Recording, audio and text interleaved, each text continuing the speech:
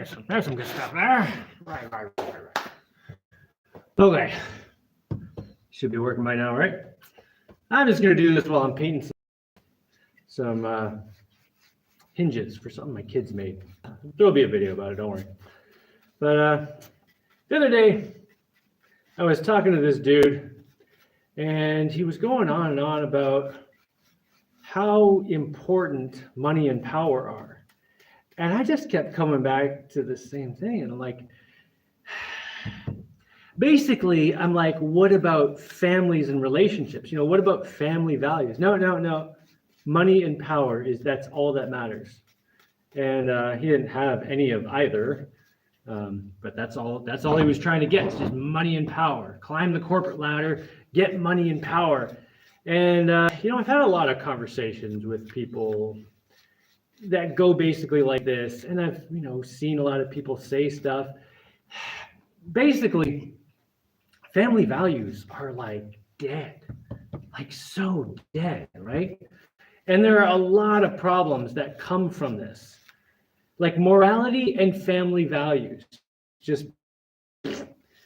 So divorce rates are through the roof, which is terrible for everyone, but we're going to get into that in a second. Ultimately terrible for everyone. Things like, hookup culture out of control, and people are like, well, I can just do whatever and just get an abortion, So abortions are through the roof. And, with something like abortion, that's one of those things where when people talk about it, the big catchphrase is, are you pro-life or are you pro-choice? As if those are the only two choices. And maybe that is the only two choices when you're talking about a government regulating the world with laws. But it doesn't make sense that you should ever have to choose between pro-choice or pro-life. Like, that doesn't make sense at all. Like, in a sensible, I'm getting paint all over myself. In a sensible society, everyone would have the choice to have any abortion they want, right? The government would not regulate something like that because it's a moral matter. People have to make that decisions for themselves, right? So people would instead be encouraged to make good decisions, and you'd end up with way fewer abortions by having a society with high morals, good moral standards, right? People make better decisions. Children are valued more. People care more about families. There's less of this whole hookup culture thing. But why isn't that happening? Why is that not an option? Why is that not even talked about? Why is that not on the table? Why is the only question, what do we do legally? What do we force people to do? Like, how do we make people behave morally with laws, which doesn't make any sense at all? Like, you can't make someone behave morally by forcing them to, or else they get shot, or else they go to jail, or else they get fined, or whatever. Because then they're just doing whatever they're forced to do, so they don't go to jail or get killed or have to pay all the money or whatever. So what happened to morality, and why is it just not? Why is it not even one of the solutions? Like, why is it not on the table? Why is it just not considered to be a thing even? Well, let's go back a few years. Once upon a time, businesses were smaller, right? And certain businesses wanted to grow, so they kept growing and growing, right? And when they run out of customers in their local area, they're like, well, let's grow. Let's set up branches in other places. Let's expand. We can get more customers. We can get a bigger market that way. So they set up franchises in more places and more places. And then they're like, we've kind of tapped out our whole country. All right, now we got to go international. So you get these huge businesses that are international corporations, and they're doing business all over the world, and they keep growing and growing and growing. But at some point, they're like, crap, we're out of people. everywhere. We've run out of people on the planet. What do we do? So they go have a meeting.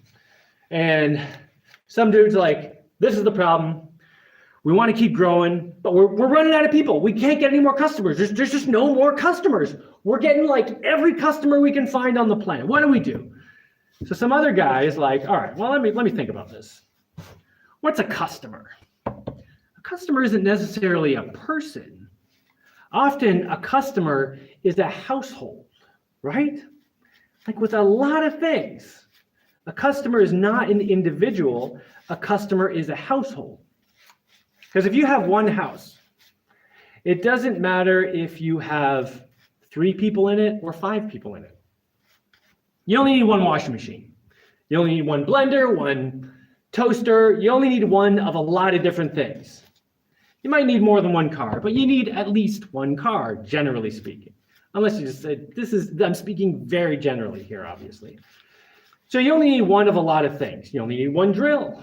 You only need one of TV. I mean, I know everyone has a TV in every room in the house now, but the point is there's a lot of things you only need one of in each house. Doesn't matter how many people are in the house, really. You only need one Netflix account even. But say you take that family, could be 3 people, could be 5 people, whatever. Say you take that family and you split them up. Now they have 2 households. Suddenly, even though it's the same number of people, you need 2 toasters, 2 washing machines, at least 2 cars now, 2 of a lot of different things. 2 microwaves, you need at least 2 TVs. So with the same number of people, you've doubled your market. So if you look around at TVs and movies and, somewhat in advertisements, but, people are kind of hip to the idea that if they're watching an advertisement, it's trying to sell to them. But it's also become clear that there's a lot of this message stuff, a lot of advertising going on in TVs and movies. Like there's the same kind of messages being pumped into us over and over in like everything we watch. TVs, movies, the internet, and what we see? Well, we see sitcoms where every male is an idiot and completely useless, which means they have to buy more stuff because they can't do anything themselves, right? Every mother just fights and argues because that is what you need mothers to do to split up the family. A daughter is basically a prostitute.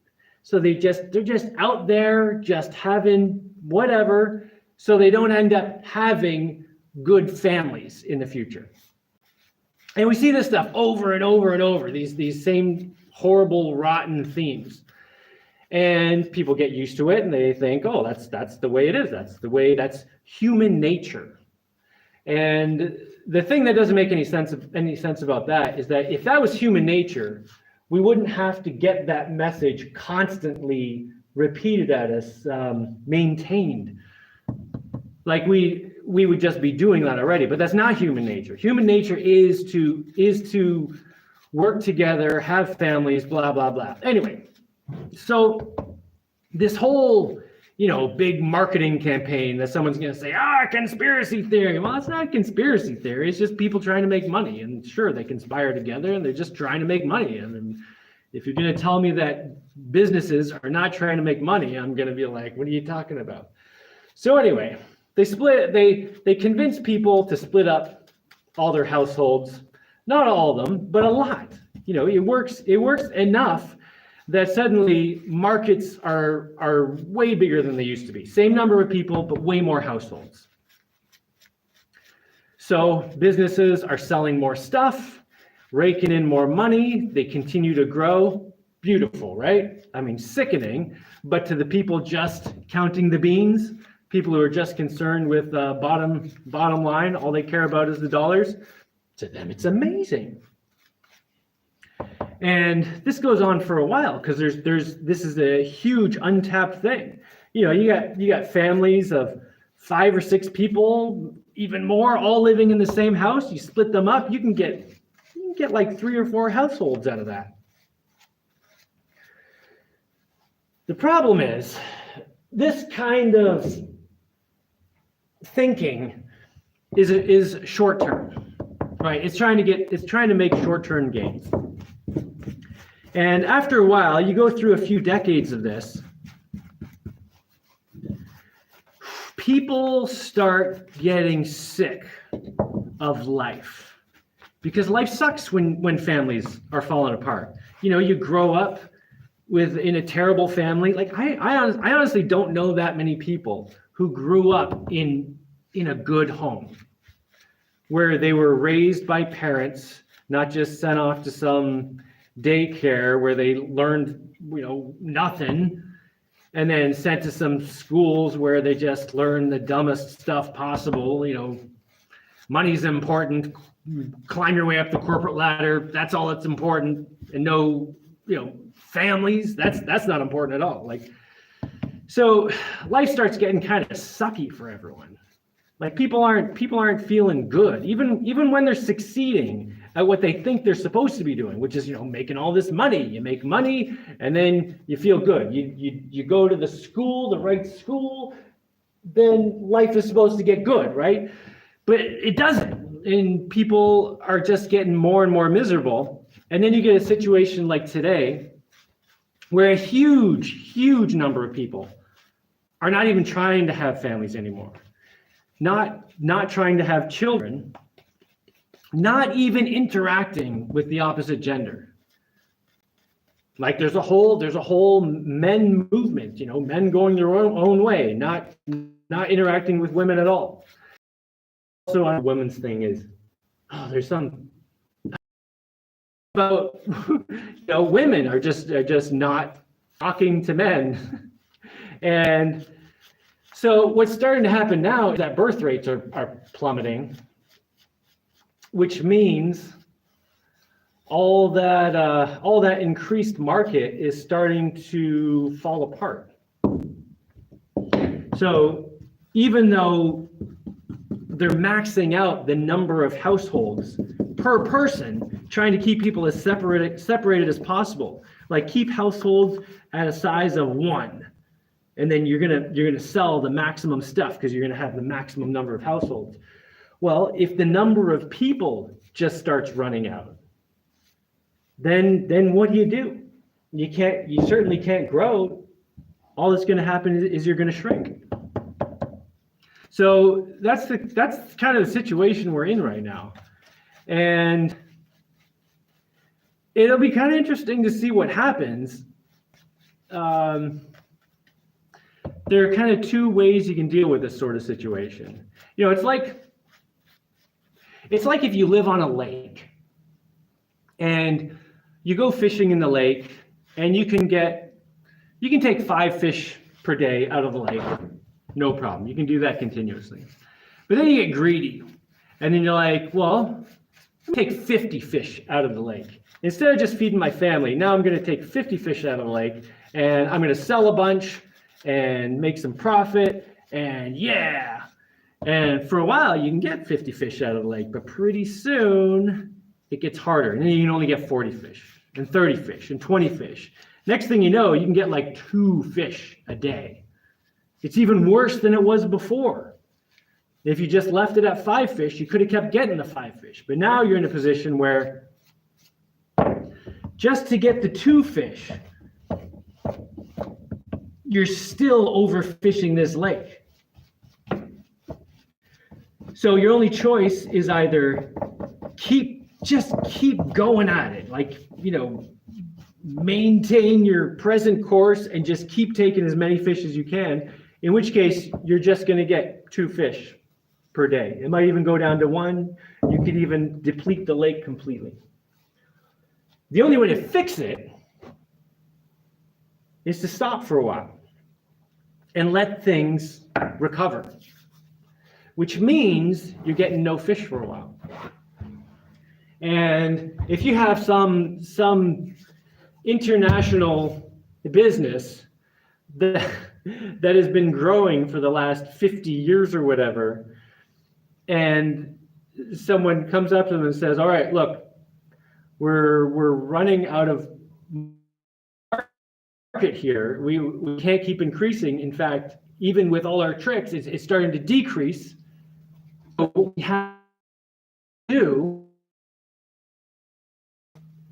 we gotta stop and encourage families to get back together. We need to reduce the number of households by stopping all this propaganda that encourages the disruption, all this divorce and everything. Stop trying to get people to split apart. We got to get people back together, which means for a while we're going to sell a lot less stuff because there's going to be way fewer households. But then people are going to start making babies again. So in the future, the market can go back up. I mean, you try to say that to any business today that only cares about, the next 6 months or 3 months, maybe a couple of years, they're going to be like, what are you talking about? No, get as much as we can now, because if we don't, someone else will. And so anyway, this whole thing of like reality being destroyed, the world we have today come from, like that's the source of a lot of this stuff. And no business is going to fix it. None of the people who've caused the problem are going to fix it. And when I say the people who've caused the problem, I think we really have to spread the blame around, because sure, those businesses pump out all this terrible message and put out all these bad advertisements and put on all these TV shows, sitcoms, even cartoons and all this stuff with these terrible moral messages. But then we're gobbling it up, like we're watching it, Like, when's the last time you watched a movie with a truly good moral message? Hopefully it hasn't been that long. But I mean, I always want to find movies with good moral messages that I can show my kids, and it is hard to find anything. And I guess the point of what I'm saying here is the only way to really have any positive impact on this, instead of just having our society just ground into the ground until we're just totally destroyed, is for people to take responsibility for ourselves. Like, take responsibility for what you're watching, what you're buying, where you're putting your money, where you're making your money even. Like, what are you doing, and what are the moral implications of basically everything you're doing? And just saying that, I know it just sounds like, oh, you're being crazy and ridiculous talking about being responsible morally and blah, blah, blah. No one cares about that anymore, Jaimie. Blah, blah, blah. Yeah, and that's the problem, man. Yeah. All right, what's going on in your guys' world? Hopefully you guys are having some good life. All right, let's see. I think my brightness is turned up all the way. Yeah. Mr. Landfill, what's going on? Hello, Hail Dynamics. I'm great, glad to be in good company. Excellent. Dave Rubino's here. What's going on? What's the third option? Connor Brady, what's the third option? Well, I went over it real briefly there, but I think you were talking about when I mentioned the abortion thing. What are the options we're always given? You're pro-life or you're pro-choice. And either we have a law that forces people to not have abortions, except in certain extreme circumstances, in which case we have to have more laws and just get it more and more complicated to figure out which ones are okay and which ones aren't, and it gets super complicated. Or you keep it nice and simple, and you let people have the choice, but you also create a moral society. So right now, our choices are either the law just says you can't have an abortion, or the law says, yeah, go ahead, have all the abortions you want, and there's no like further information than that. There's nothing about like, hey, if we think about what we're doing and we make good moral decisions, there will be a lot fewer abortions. not that I want to go on and on about abortions, but like there's so many problems like that where people debate what the government should make people do in their personal lives, like how to decide how people need to behave morally. But it doesn't work. It has never worked. You can't force morality on people at the end of a gun, or threatening to throw them in jail or fine them or whatever. You get morality by having a society that it's all right. Oh, please don't disconnect 150 times again. My internet's been pretty good the last couple weeks. Whoa, I'm gonna have to watch those. Anyway, at the point where we are right now, most people don't make decisions. They make decisions based on whether or not they go to jail. And a lot of decisions are just taken away from people even. Like people are not responsible for their own future, their own retirement, for example. Money gets taken away from you and put in this Social Security, and you're supposedly going to get all this money later. And, you don't have to think about your own future or saving or anything like that. Don't worry about raising your kids. Just send them to the public school. It'll be taken care of horribly, by the way. Like just so many decisions are either taken away from us, or you're just required to make the right decision, which is not necessarily the right decision, or you go to jail or you get fined or whatever. But the more that happens, and people become so accustomed to that they don't even have any sense of morality, of what they should be doing. And at that point, like what is the point of really living? If you're just going through these steps, avoiding jail, like that's all you're doing. It's like step here, okay, now step in this circle, now step in this circle, okay, keep stepping on the circles and jump through the hoops until you get into a box. Then we'll put you in a hole in the ground, and that's it. Just that's life. Like what is even the point of that? Like people need to be able to make decisions for themselves. Even people need to be able to make the wrong decision. Because if people are not allowed to make the wrong decision, then there is no morality and there is no point in making any decisions.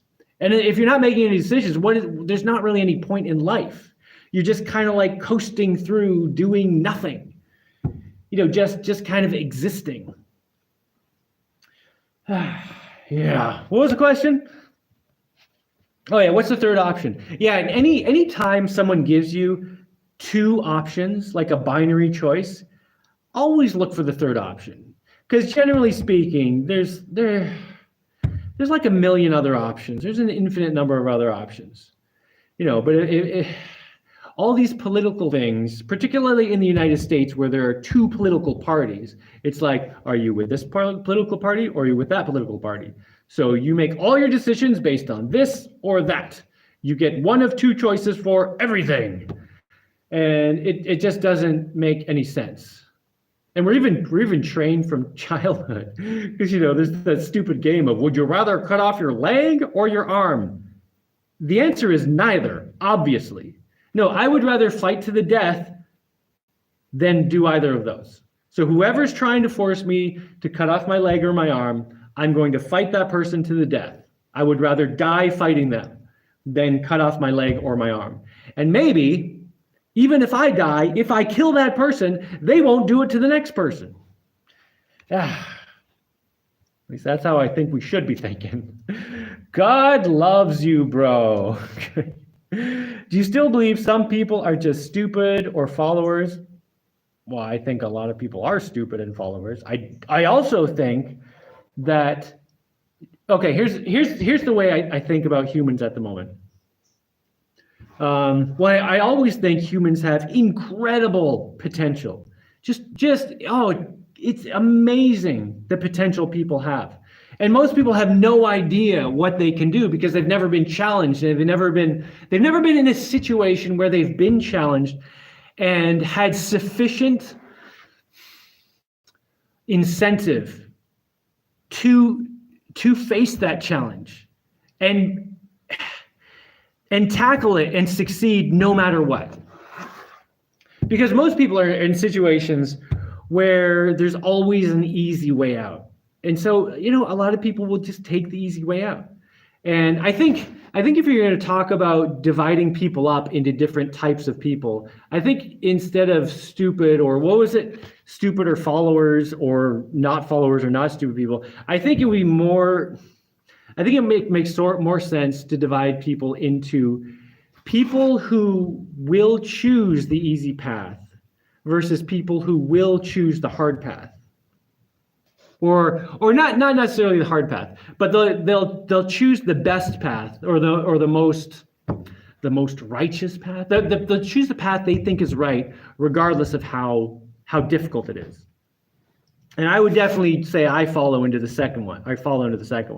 I will cut my own path through hell if I think that's the right way to go, rather than take someone else's nicely manicured path that's easy to get through.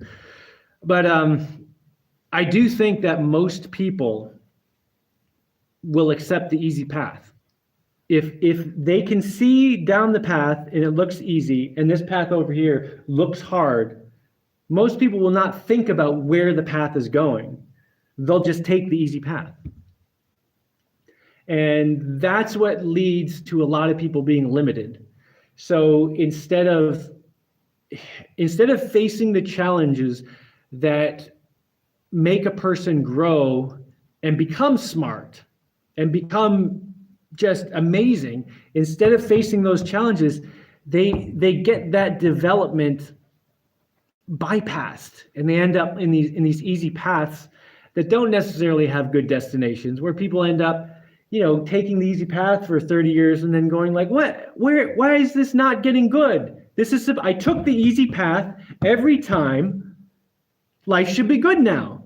But that's not how it works. You often have to take the hard path to get to the good stuff, But we're offered so many easy paths because, the people. This goes back to the people I was talking about earlier, like the big businesses and there are a lot of people pulling a lot of strings to try to get a population that will basically be good little slaves, right? So a lot of this stuff, a lot of our lives today are set up in a way that there is constantly an easy path. And if you take the easy path, you end up being like the biggest slave ever. You want a house? Oh, just go get a mortgage. Now you're in indentured servitude for the next 3 decades. But it was easy to get the house. You got the house like that, right?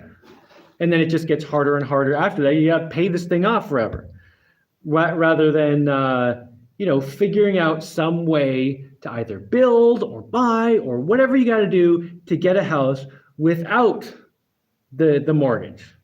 That's harder to figure out, right? It's easier, just get the mortgage. Everyone does it. People are telling you should do it. You go into the bank, they're like, oh yeah, come on in. We'd love to bend you over and screw you out of money for the next 30 years. That sounds amazing. Oh, come in, have a coffee. Oh, we've got some snacks for you too. Here, have a donut and a muffin and a coffee and a milkshake. Oh, are you hot? We can turn down the heat. Oh, we'll make it nice and comfortable for you. Just sign these papers. And then you're a slave for 30 years. There's so many examples that are constantly put in front of us where it's like, here's an easy path. The next 5 steps, super duper easy. Just ignore the fact that it goes uphill after that. Just look at the short term. So easy. No, don't look at that other path. Look at that other path. It's got like thorns and bushes and stuff you got to jump over.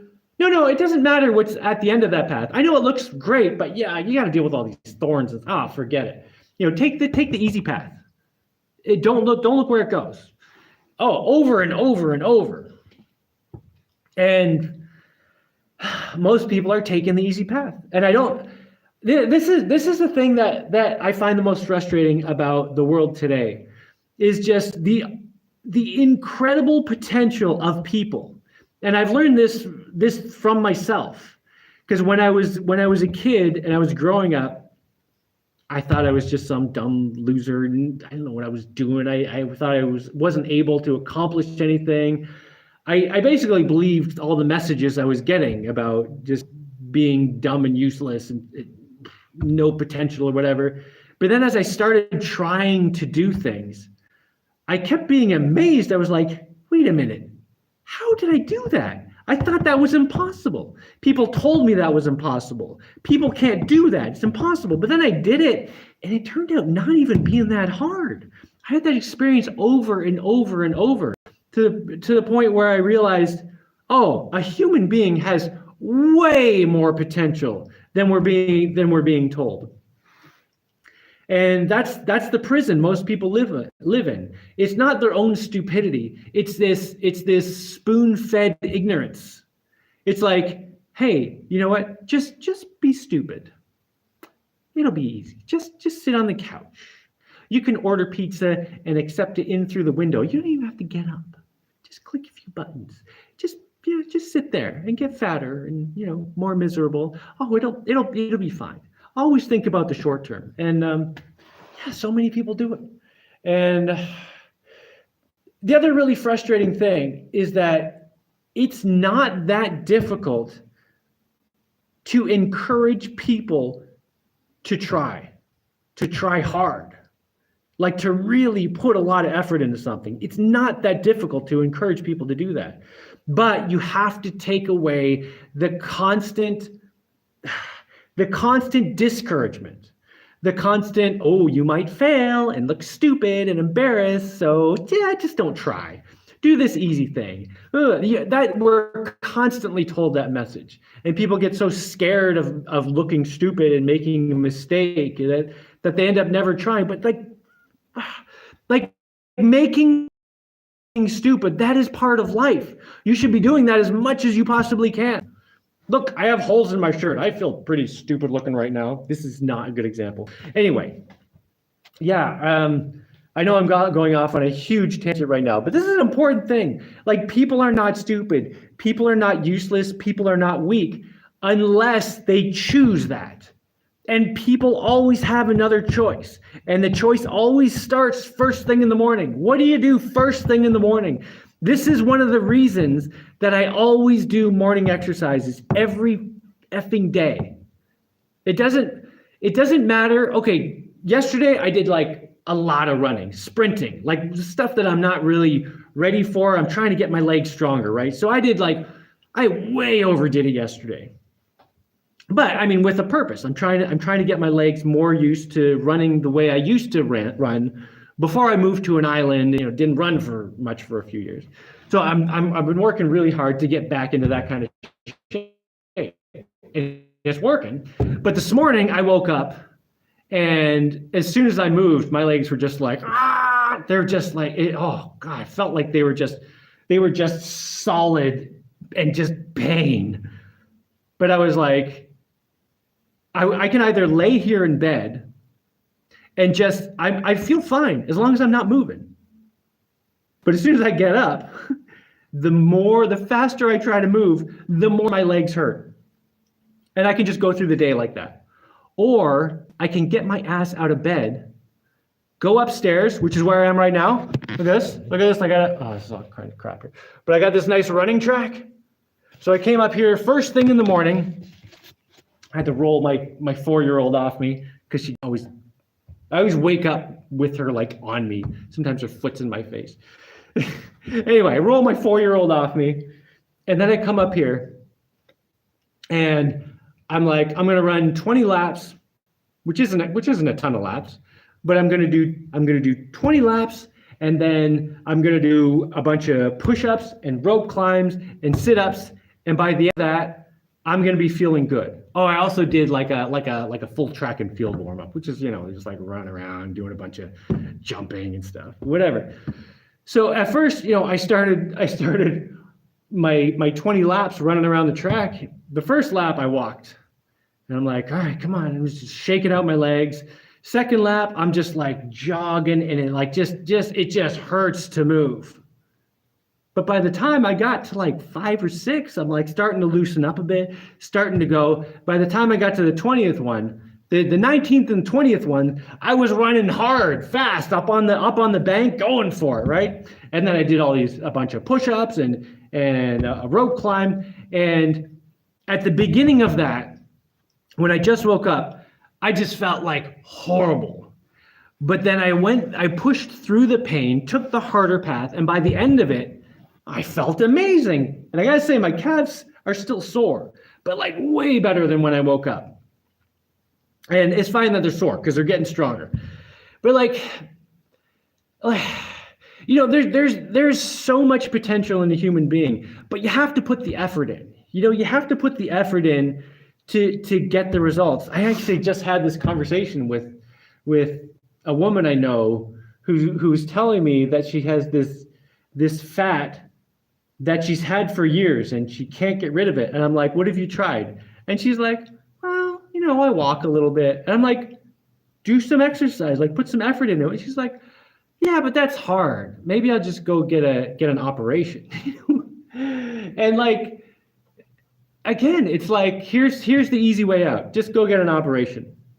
And there's so little encouragement today telling people, put the effort in. Like put the effort in for an extended period of time. Like put the effort in where you're grunting and sweating everywhere, and maybe you even look embarrassing because you're just like barely doing anything. But you got to start somewhere. And there's so much emphasis on don't do things because you might fail, or you might look stupid, or you might be embarrassed. And there's so little encouragement. And the world could change a huge amount if people were just encouraged to like try to meet their potential. See what you can do. See how amazing you can be. I guarantee you'll be surprised if you do it. Okay, what was the question? Oh yeah, I didn't even get through the whole question. Do you believe some people are just stupid or followers? I always thought everyone can be smart and make their own decisions, but society beats the smarts out of them as small children. Yeah, exactly what I was just saying. But you said it in one sentence and I said it in like a 20-minute tirade of silly. Oh, sky pixies ain't real. Yeah. Hola, Jaimie and all. Carson, Branham. Oh yeah, just so you know, I got my tablet here and the screen has been fritzing out the last month. So it's a little bit hard to read everything because it's all like kind of smeared. Everything's smeared, but I can still kind of read it.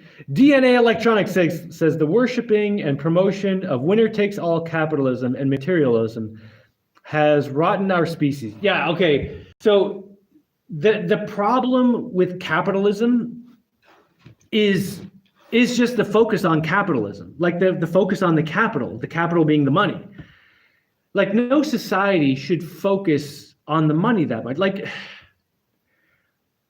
my life got good after I took money out of one of the top priorities, and basically I had to save some money and get ahead a little bit and start like making a life for myself that did not require constant money. But once I could take money and just make it a lower priority, like I still need some money, but it's a lower priority. I don't need it that much. Now I can prioritize things that really matter, like relationships, things I want to do, my own health.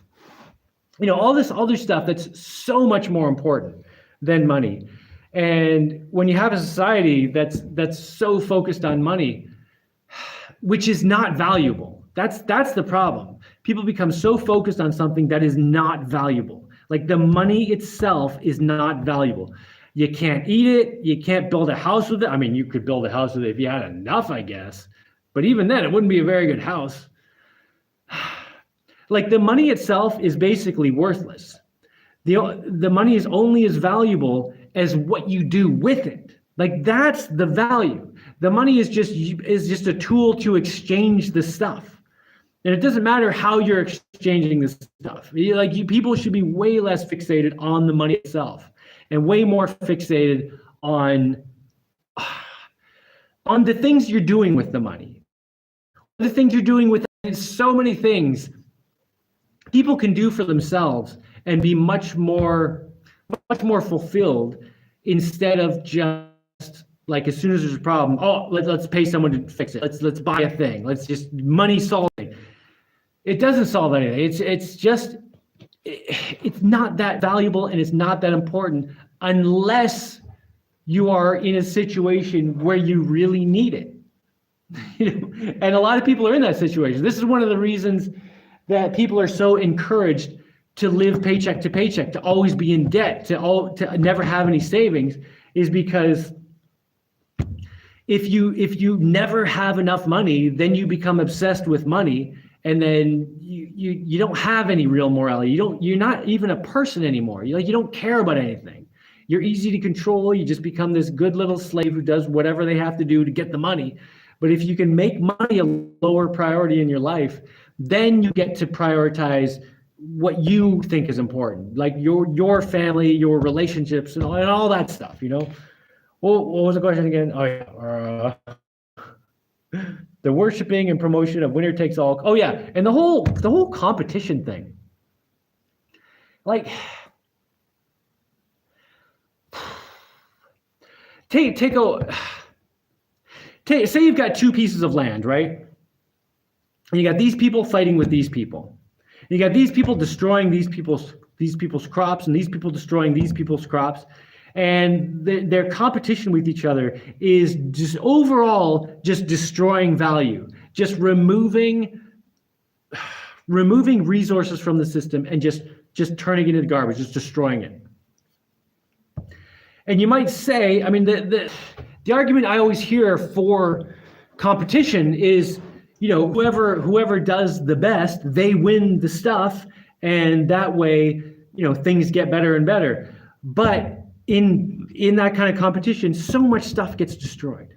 If these people instead decided to cooperate with these people, instead of destroying their food, now suddenly way more people can survive.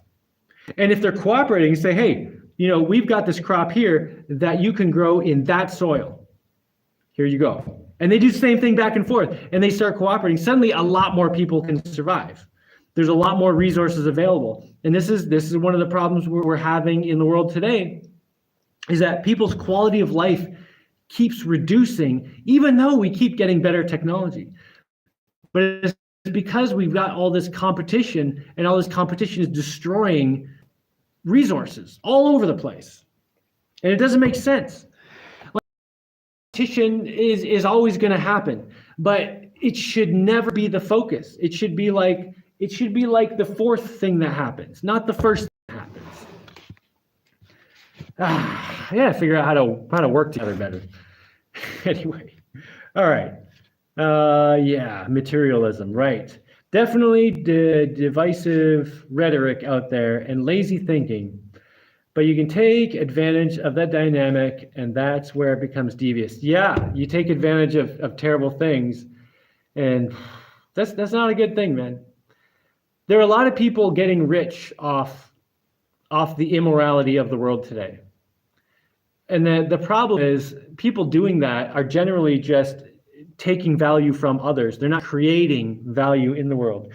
This is why we're running out of resources in a lot of ways. Like people have need for things because so much is getting destroyed, because so many of the ways people think of becoming wealthy is just taking from others instead of actually creating value in the world.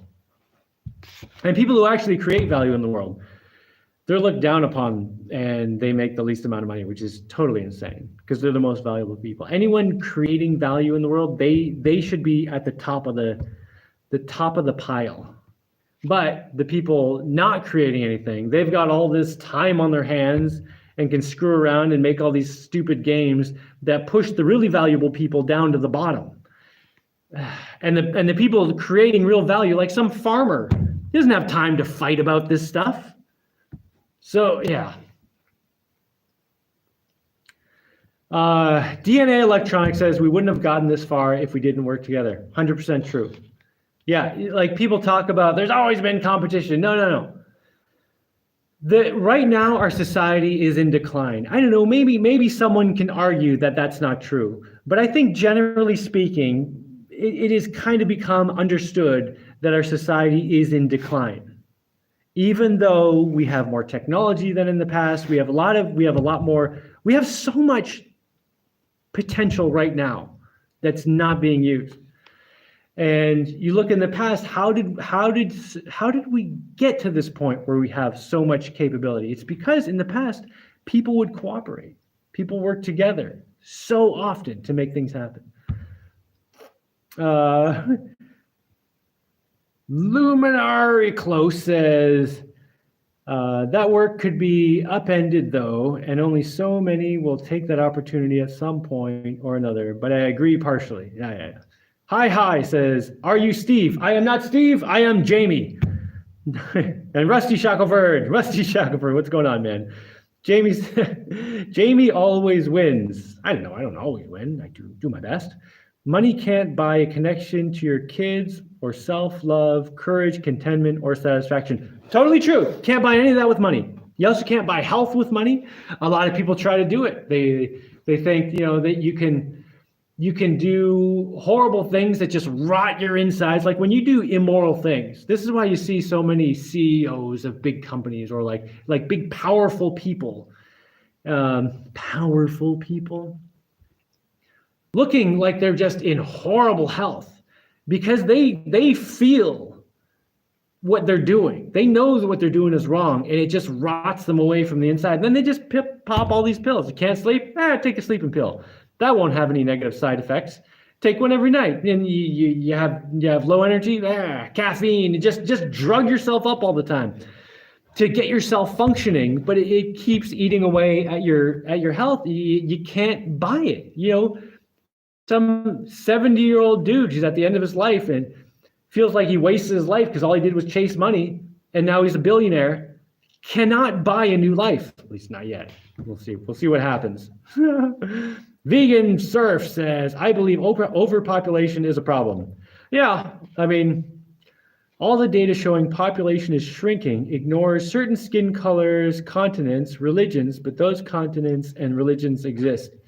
Yeah, well, I think the biggest population problem right now is that smart, competent, responsible people are not having babies. Like that's one of the biggest problems we have today. Like those are the people who are like looking at the world and just saying, I don't want to bring someone into this. And they're just opting out. But those are the people who need to have babies. Those are the people we need to say, you know what? The world is having some problems right now. But I'm gonna have a family anyway, and I'm gonna fight my way into raising good children, even though there are all these influences going against that, and I'm gonna make it happen. And the people who can do that, they're the ones who really need to do it, because there's plenty of people who just aren't capable of fighting back against stuff like that. Be the change you want to see. Yes, DNA electronics, totally. Joe Schmo says, Puerto Rico's in the channel. Puerto Rico's in the channel. How are you today, sir? Oh, sorry. Yeah, my screen is fritzing out. It's hard to read. Puerto Rico, Joe Schmo. I'm doing pretty good. I hope you're doing good in Puerto Rico. Am I going to say your name? Ben Dover? How about being pro-responsibility? Yes, pro-responsibility. Yeah, that's what we need in our society, like all over the world. Pro-responsibility. That would fix a lot of things. And right now it's the opposite. It's like, take no responsibility for yourself. The government will take care of you, or this organization will take care of you. Take no responsibility for yourself whatsoever. But yeah, people need to take individual responsibility, because when people do, it fixes everything. It fixes all kinds of things. DNA Electronics says, maybe improve the sex ed in the USA. Europe has much lower teenage pregnancies and abortions. I don't know. I think, yeah. Okay. You want to get into teenage pregnancies and stuff like that. I think the biggest problem is this isn't even a teenage pregnancy thing. That's just one of the many symptoms. I think one of the biggest problems today is fathers. Fathers are not being fathers. And fathers are not being fathers, and fathers are not being allowed to be fathers. Like, so many families, the father is just shoved aside and threatened with legal action if they do anything. Like, you try to be a father, you try to like make your kids do something where you know they're going to learn. People be like, you can't do that. Don't force your children. You're being mean to them. It's like, no. They will learn a lot. They don't want to do this right now, but it's because it's difficult. And if they can work their way through it, they're going to gain so many skills. And and here's another one that comes up. I maintain that when my daughters start dating, I'm going to be involved. So if you're dating one of my daughters, you're dating me. So you're coming over to my house, and I am going fishing with you. If you're a young man who's trying to get involved with one of my daughters, you and I are spending time together, just us. We're going to go fishing. I'm going to ask you questions. I'm going to teach you things. I'm not just going to be on the sideline. People get angry about that. That is a basic job of a father, to make sure his daughters and his sons are getting into situations where they're not going to have these terrible things blow up in their face. They're not going to like have a child and then the other person disappear and now they're an only parent. Try to teach them and help them get into a situation where they have a good family and a good future. That is a basic job of a father. And then whenever I say anything about that, people are like, oh my God, no, you have to let your children do whatever they want. You have to give them the freedom. And if some player wants to come along and just whatever with your children, you can't get it. Oh, no. I get to punch them in the head and drag them away and tell them to never come back. And if I get taken to court for it, fine. And any jury in the world should be saying, no, that father did what he should do. That's not a problem. That father should be protecting his children. It's one of the basic jobs of a parent. And in North America, it's not happening at all. I know, and I'm not going to get into what other parts of the world, but I know it's a problem in a lot of places. It comes down to quality of education. I imagine if the US spent 10% of military spending on public education, I don't even think it's the education system. I think it has to start before that. I think it has to start with the parents. And people are not being parents. People aren't parenting. And so many households have two parents. I know a woman who, a few years ago, she was complaining to me about the cost of daycare. It's like, I have two kids in daycare, and I work a full-time job. My job does not even cover the daycare. So I'm working to pay for this daycare, plus part of my husband's salary is going to this daycare. It's insane. And I said to her, why don't you just quit your job and keep your kids at home? You raise them. And she was like, can you do that? And I'm like, yes, in fact, that's your job as a mom. Like, sure, you can outsource your job to someone else, but you are fully entitled to raise your own children. And she's just like, you're right. Well, she raises her own children now, so much happier. They have more money. She has connection with her kids. But just the fact that she didn't even like consider it. She didn't even think it was like something you're like allowed to do, like raise your own kids. Yeah, raising your own children is more important than the education they're going to get from any public school or any school outside the home. Raising your own kids and giving them traditions from the past, just wealth, like just having multi-generational wealth. And you say something like that, a lot of people are like, oh, you're just going to dump a bunch of money on your kids and they'll screw off and do nothing. No, that's not what you do if you're being a real parent. So maybe okay, so take me for example. I have this situation where I've created a life that's pretty awesome, and it takes very little money to maintain it, relatively speaking. So hopefully, at least some of my kids will want to stay here and do this kind of thing. I will help them build houses. And I will teach them how to grow food and how to set up their own solar system and how to collect water and keep it clean and do whatever you got to do, and to make life work in a way that you don't need money all the time. And I'm going to pass that on to my children. And I'll pass on like things I've built, tools and houses. Hopefully one of my kids will live in this, or my grandkids will live in this house one day. You know, like so much of that multi-generational wealth is just being thrown away instead of passed on. And it's not the stuff is important, but it's not as important as what you teach them. And often what you teach them comes with the stuff.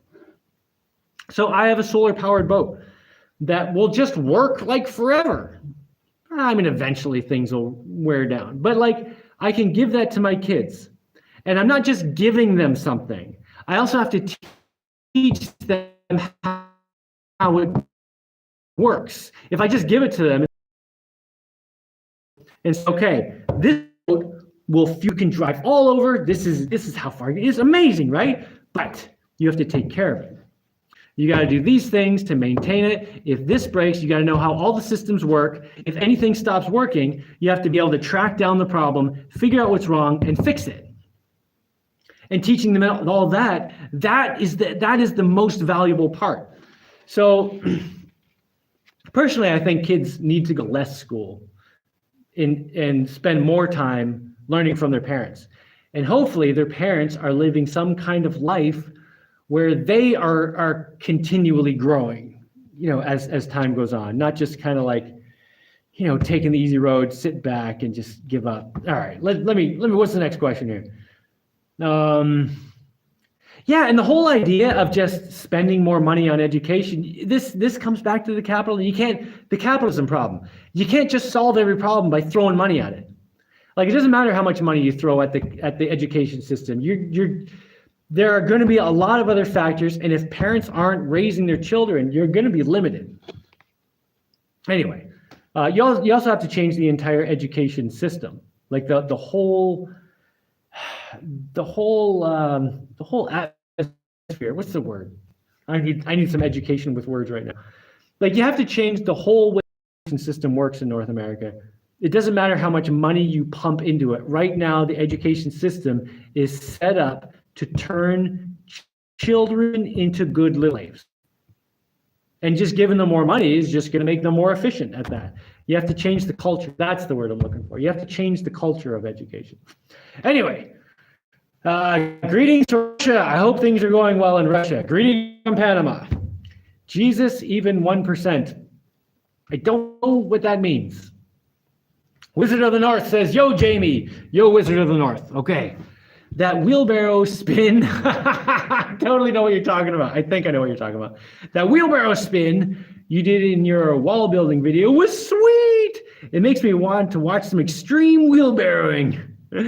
It'll be a sport in the X Games, mark my words. So I think what he's talking about is, you know, I take my wheelbarrow down the hill, dump my stuff, and sometimes I'll walk back up the hill with the wheelbarrow behind me. But then when I get to the top of the hill, I just flip it up, jump around, and then catch it before it lands. This is my wheelbarrow spin trick, you know. So then I don't have to, you know, put it down, turn around, and pick it up. It's just way faster. Plus, I always like to do stuff like that to maintain my coordination, you know. Whenever I have a knife, I always throw it behind my back and then catch it in the other hand. Do that with my machete too. You gotta keep your coordination going, right? Let's see. KE says, wow, Jaimie, I always thought they control everyone by giving them two choices, like on the Matrix. He was ordered 2 pills. Yeah, I mean, that is definitely one of the ways people are controlled. You give them 2 choices. And often neither of them are the right choice. Neither of them are a good choice. You either do this bad choice or that bad choice. And anytime someone gives you choices, you should be thinking like, wait. What if I give myself choices? What if I look for my own choices? Are there other choices? You know, because generally there are pretty much always other choices. And this is something I've learned by being in really dire situations where it just seems like there is no solution. And I always remind myself, and one of the things I always think of is in Stargate Atlantis TV show. But I watched the whole thing many years ago, and I mean, not all at once. I mean, it took me like a year or something to watch it all. But anyway, there's this one character, Rodney. He's like the science nerd, and often he would be presented with an impossible situation. Like, there's no way to fix this. Can you just do something? Can you? And then by the end of the episode, somehow he figures out some way to fix it. And I always loved that about that show. That's what I really loved about that show, was being presented with like no possible solution and then figuring it out. You know, fighting your way, clawing your way, coming up with different ideas, just like whatever you got to do to figure out, oh, finally, I found the piece of information I need to solve this. Or I found some object that now I can use to solve this. Like, yeah, so what was the question? Oh, yeah, whenever you have two choices. Yeah, and even when there's not just two choices, but you have no good choices. Never accept when there's no good choices. Because time and time again, I found in my own life that when it seems like there are no good choices, if I reject all of those and keep looking, I'll eventually find a good choice. Still looking for some good choices in the world, you know. Integrity. Zero XOL says, oh, it's Diddler. What's going on, man? Didier. I know your name is Didier, but we're gonna go with Diddler because it makes everyone smile. The way of the road. I'm not sure what the way of the road is, but most people just want to get by. Yeah, most people just want to get by, and they get in just a habit of just getting by. And you know, that analogy doesn't just apply to what I was talking about before, but like when you're fishing, and you're fishing in a lake, and you're basically fishing as many fish as you can, and you're just barely getting by. Most people would just keep doing that. But what you got to do is be like, okay, look, I got to spend like 2 months not fishing. That means it's going to be hard. I'm going to have to find some other means, some other way of doing things. But, you know, if I really, really can't find something to eat that day, fine, I'll go fishing in the lake. But if I cut down my fishing in the lake by half, the population in the lake will start coming back, and then I'll get a much better future in the longer term, right? But it's really easy to get stuck in a habit where you're just getting by instead of saying, all right, what do I have to do to get ahead? I need to do something today that's not for today, it's for a year from now. And start putting work into the future instead of just today. That's how you start getting ahead, you know? Oh, man. Okay. Keep the pen on your way out. Yeah. Okay. Connor says, how is not getting the mortgage the right path?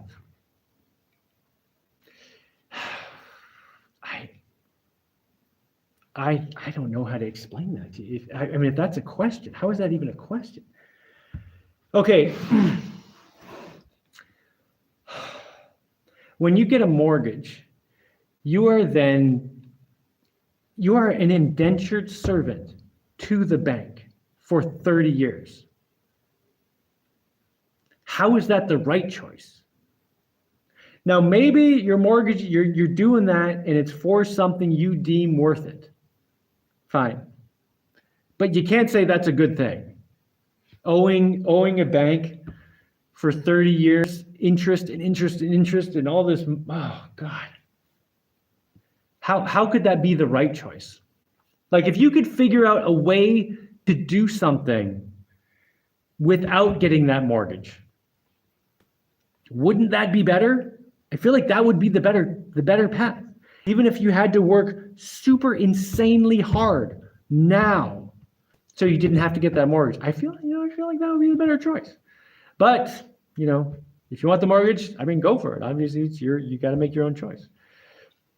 Clobo says a mortgage is pretty bloody hard path right now. Yeah, I bet with all the inflation going on, I bet interest rates are not fun. And even if the interest rates aren't screwing you up, just the cost of living going up and still having to pay, even if it's just the same amount of more. Oh, yeah.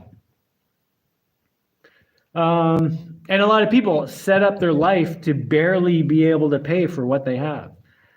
And then you're really getting in a difficult position. Okay, let's see. And the alternative to the mortgage is not buy a house for 30 years until you have the cash to buy the house outright. You just did what I've been talking about in this video. You just gave yourself a binary choice.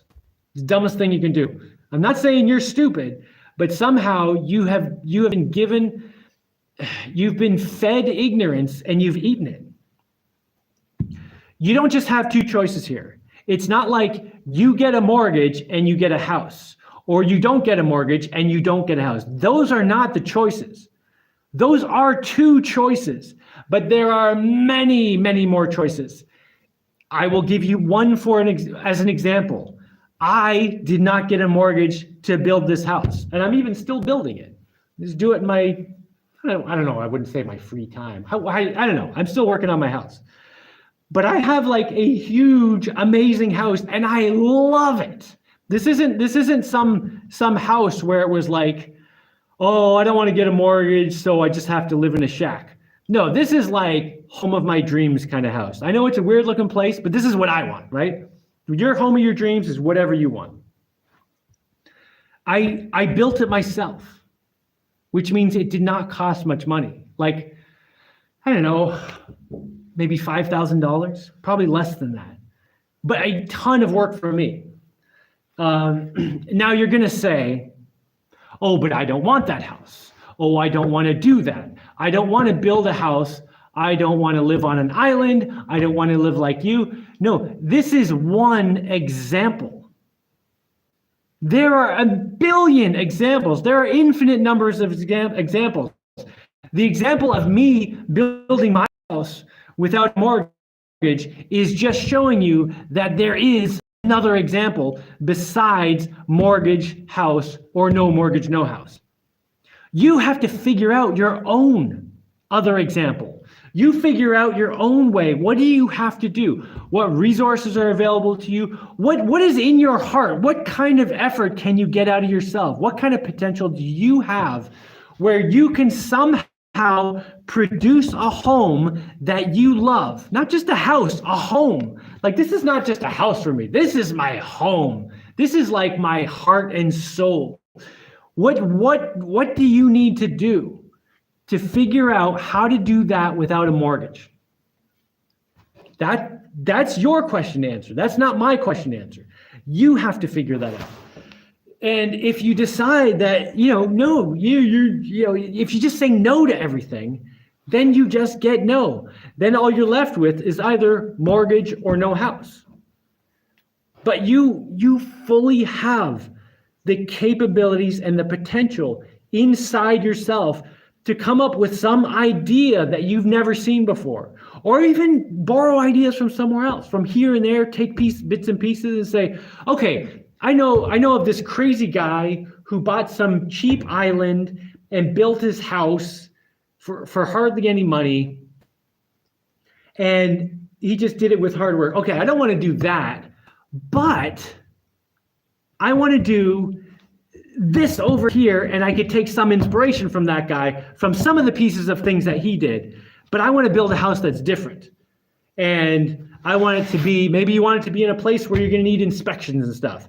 Figure that out. Like, whatever it is, you have to figure it out yourself. I can't answer that question for you.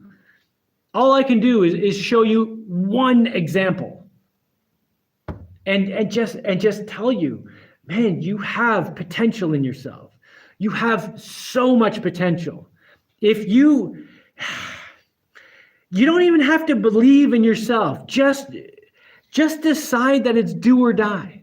Just go for it. Give it everything you've got.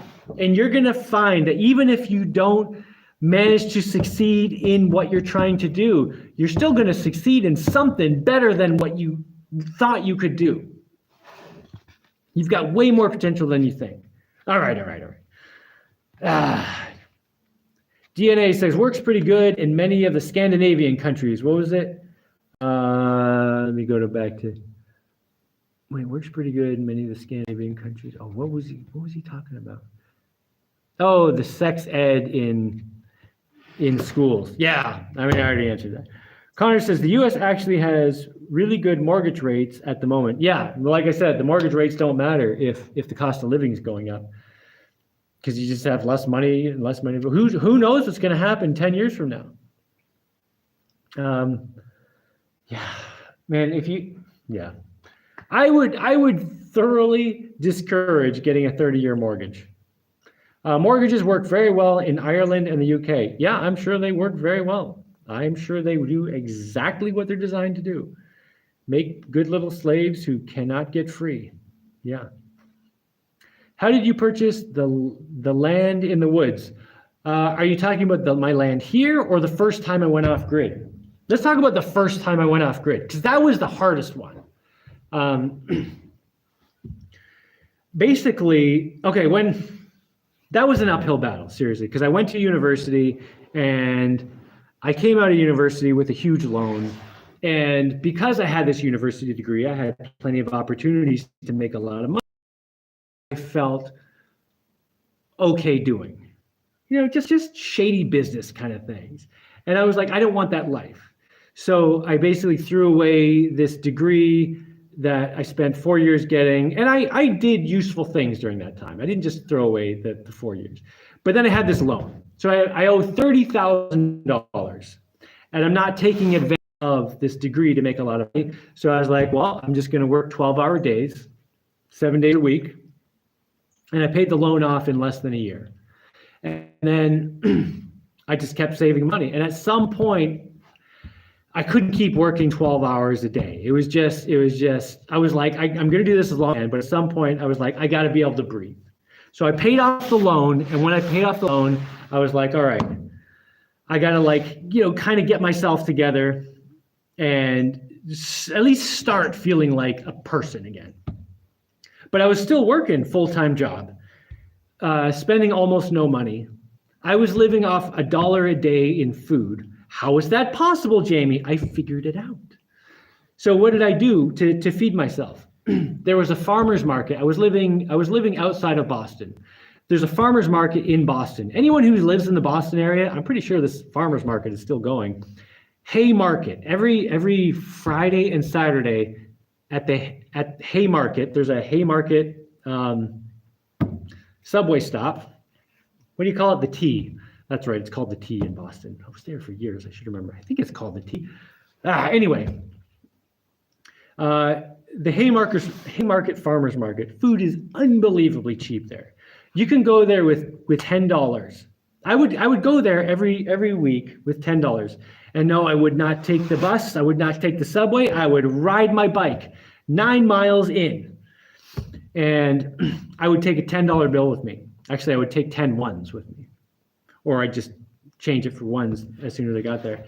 And the way this farmer's market works is they have all this stuff, at least when I went to it, they have all this stuff that's $1. So it's like this of tomatoes is $1. This many bananas is $1. This many whatevers is $1. It was rare that there was an item that was more than $1.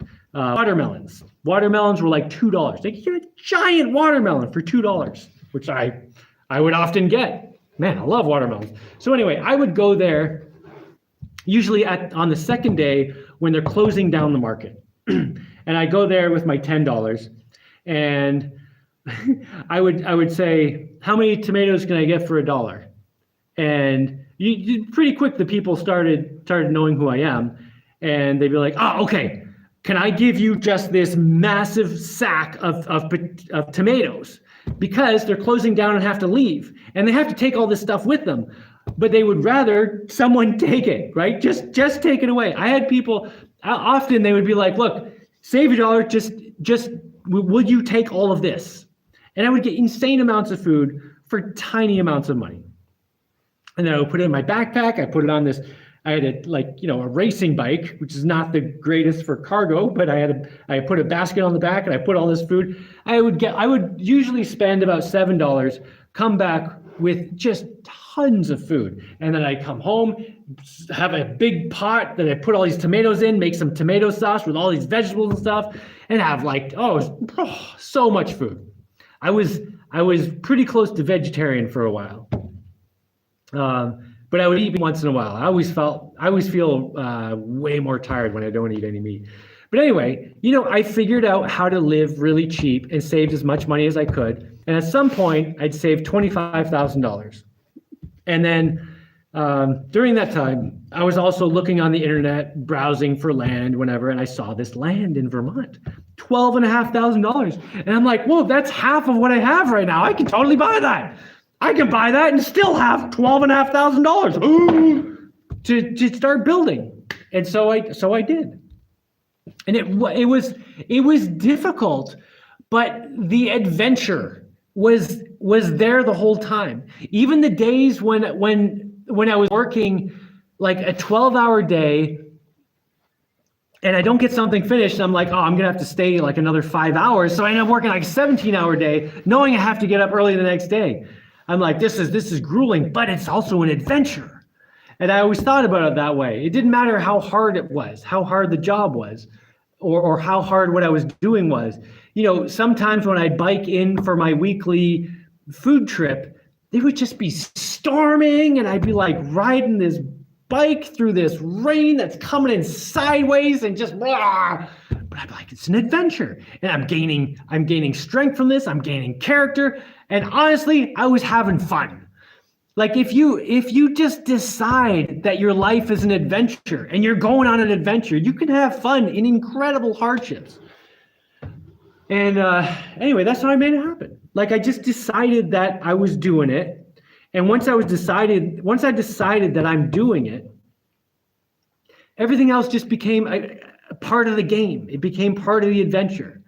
And you can't do this. Okay, figure it out. You're not saving money enough. Okay, what else can I cut out? Do I really need a phone? Or how much can I cut back the phone plan? Or what can I do to cut out? I mean, I got to the point where I was living so cheap. There was basically nothing left I could cut out. But people throw money away all the time. Like a $5 coffee. Oh my God. Like the idea of a $5 coffee, like every day, that's like over $1,000 at the end of the year. Oh my God. And that's just one piece of garbage. Then you're also buying like the random chocolate bar or nonsense here and there. Like people easily spend like $30 or $40 on nonsense in a day. And just imagine if you saved that. Yeah. Anyway. Okay, where are we going? The question should be why land property is ridiculously expensive. Okay, if you're looking at a place where land and property is ridiculously expensive, look somewhere else. Because there is plenty of land that is cheap. And there are plenty of houses that are cheap. But there's always some caveat, some reason, Maybe, in the case of my land, I bought 25 acres. This is when I first went off grid, when I was still in Vermont. I bought 25 acres of land, 25.4 even, less than $500 an acre, because there was no road to it. And I was like, all right, there's no road to it. That means I can't park at my house. Is that something I can handle, I can deal with? Is that going to be okay for me? For a lot of people, that's not going to be okay. That's why this land is cheap. But is that something I can accept? And the answer was yeah. I was like, yeah. I mean, I love walking through the woods. So I parked my car at the bottom of the hill where there was a guy who owned some piece of land. He was like, yeah, you can park here. I don't care, which was super awesome. So thank you to that guy. But then I walk a mile up into the woods through beautiful scenery, past a couple lakes. Oh, it was amazing. I loved it. That was one of the best parts of my life there, is just walking up and down this hill. Like, whenever I had to go somewhere or whenever I came home. It was like, I got this nice little hike. And sometimes it would be like a meter deep of snow. Sometimes it'd be pouring rain. Sometimes it would be night. Sometimes the sun would be shining. There are all kinds of different conditions. It was just, I always enjoyed it. It was great. And I did eventually make a road all the way up there, and I had a truck that could make it. But anyway, yeah, if you think land is expensive, look somewhere else. If it's too expensive for you, look somewhere else. And one of the nice things about buying cheaper land is that you're going to be in a place where there's not going to be so many regulations. If you buy expensive land, expect to keep paying. Like you're going to be paying just all the time. You know, it's like, I want to build a fence. Oh, well, you're going to have to pay inspectors and what are those, architects and surveyors, and you just, oh my God, I just went out in the expensive land, the high value area, you got to pay through the nose, even just thinking about doing anything to your property, you pay. But you buy some, you know, I used to look at land like out in Nevada or Arizona, out in that area, you could buy like a square mile for like $80,000 or something like that. You buy some land out there, you do whatever the hell you want. No one's coming out there to harass you. Anyway, where are we going on here? Because property is now an asset. Property is an asset, yeah. Basic supply and demand, not enough houses. Oh, there are totally enough houses. Yeah, the problem is, like in a place like Detroit, for example, like everyone left, so there are all these empty houses. So there are a lot of places where there are empty houses. If you decide that you can live in a place where other people have decided they don't want to live, yeah, you get the cheap house. Anyway, you cannot convince those with property to accept less for it. Well, you can, but anyway. That's why Tim Walz could say anything constructive about housing. Couldn't say anything constructive about housing. I don't know what you guys are talking about now. Something going on, but how do you put effort into things from a place of burnout? Oh, yes. That is, dude, I have totally been there. I'm presuming you are speaking from experience. So, oh God. So what I was just talking about, like when I finished university, I had a $30,000 loan. I'd gone to all this, I'd done all this just unbelievable amount of work. Like in high school, I did track and field, and I worked so hard to be able to get recruited to go to like basically any university I want, right? And then I went to, you know, the high reputation, the fancy prestige university, the Ivy League university, where I was told, "Ooh, you go to one of those, oh, you are set." And then I get there and I just did all this unbelievable amount of work for the future. I wasn't getting anything for it. I was like, this is going to be a good future. And then I got there and I was like, this sucks. By the time I graduated from university, I was burnt out and demoralized and just like, God, this sucks, right? But I thought to myself, all right, I mean, what am I going to do? Quit and die right here? Or just like coast? If I'm just going to coast through the rest of life, I may as well just die right here. So, all right, just shut up, get the F back up, make a new plan. And you know what? There's no guarantee this one's going to work. But go for it like you're going for gold, man. Like metaphorically or literally, whatever.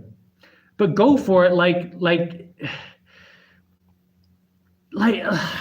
you're always aim for the most awesome life you can aim for. And know that sometimes it's not going to work out. A lot of times it's not going to work out. But you're always going to be better off than if you hadn't done the stuff.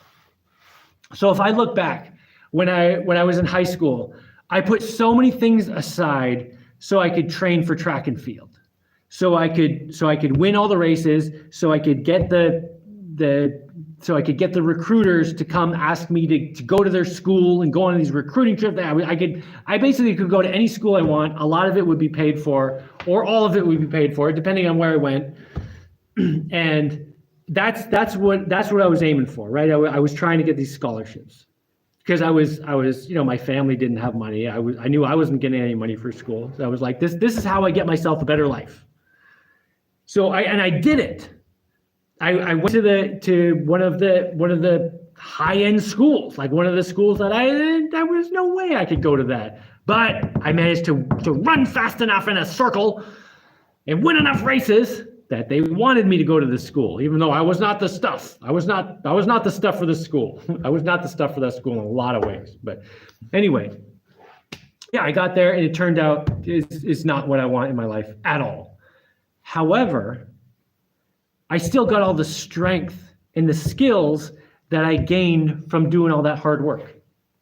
And you can say, okay, what's the point? Like, yeah, I learned how to run really fast around an oval and win races, which is not doing anything for me now. I mean, I did go to a triathlon a few months ago and I won it. That was very exciting. But other than that, like, it doesn't really do anything for me now. No, this specific thing doesn't do anything for me now. But the work ethic I gained from that applies to everything in my life. The physical strength and the mental strength I gained from doing that, so valuable. So even though I didn't get the thing I wanted, the thing I was hoping for, I still got the strength and the skills and all this stuff from working for it, And this is how I always think about whenever I want to do something, that there's a good chance it's not going to work out, or maybe I'm just trying something experimental. There's a good chance like I'm going to learn something from it, but this isn't going to work. I always think like, whether or not I succeed in the primary goal is really secondary. Some of these goals are going to work out, even the ones that are just ridiculously impossible. Some of them I'm going to somehow manage to do. And that's going to be awesome. But a lot of them are going to fail. But even on the failed ones, I'm still going to get this strength and skills and this increasing this work ethic and this dedication to a goal that I can then apply to everything in my future. And the more stuff I do like that, the easier it is to apply myself. And I think back to when I was a kid, I think about how hard it was to motivate myself to do something I knew was going to be hard. Oh, it was so hard. It was so hard to like even just get up in the morning if I knew it was going to be, like I had this landscaping job when I was in high school. And a lot of times in the summer, we'd be working like 14, 15-hour days, and it was just hot. And it was just like I'd go to bed tired and sore and wake up tired and sore. And it was just like, I gotta get up and go. And it was so hard. But like this morning, when I woke up and my legs were sore from running yesterday, I'm like, of course I'm getting up. I'm doing it. There's no question. I'm jumping because I've made it such a habit for myself to do whatever the hard thing is, that I don't really have to fight with myself anymore. I'm just like, of course I'm doing it. It doesn't matter how hard it is. It doesn't matter what the pain level is. That's irrelevant. What matters to me is that it's what I want to do. It's the thing I want to do. So I wake up in the morning. I do what I think I should do. It doesn't matter how difficult or painful it is or how much I don't feel like doing it at that moment. No, I just do what I think I should do. And that's become, I don't even want to say it's easy now. It's still hard, but in a way it's easy because I'm just so used to it. It's like that part of me that wants to be burned out and wants to give up and just say, forget it. That part of me I've beaten the crap out of that part of me. And it's just like, all right, fine, go work yourself to death, go crazy, just run till your lips fall off. I don't even care anymore. And that part of me is just giving up. So yeah, if you're feeling like you got burnout, maybe take a couple days off, chill out, waste some time, play some video games, and just like take a step back, and then come back and say, okay, what do I want in life? And then just go for it. Doesn't matter how many times you fail. Nothing can keep you down except yourself or a grave. Like if you're dead, then you're not getting back up.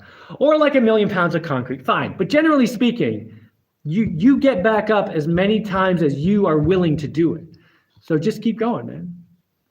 Oh, okay, where was it? The UK housing stock is entirely unaffordable. A mortgage seems like a fabulous dream right now. Yeah, the UK has some serious problems going on right now, like a lot of problems. Like, have you heard about the whole thing about, this has been going on for a while, like people making Facebook posts are getting arrested for their Facebook posts and thrown in prison for making Facebook posts that the government doesn't like.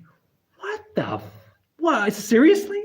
And because the prisons are overcrowded, they'll take out like a real criminal and send them back out into the world, like a child molester. All right, sorry, child molester, the prison is full, so you're done. Just go back out into the world. We got to get this Facebook poster into the cell because they're the real problem, inciting who knows what with their evil Facebook posts. Oh my God, like what is going on in the UK? That place is insane. And I thought it was bad when I lived there for 4 months several years ago, but it's just out of control. Just the dictatorship and the fascism.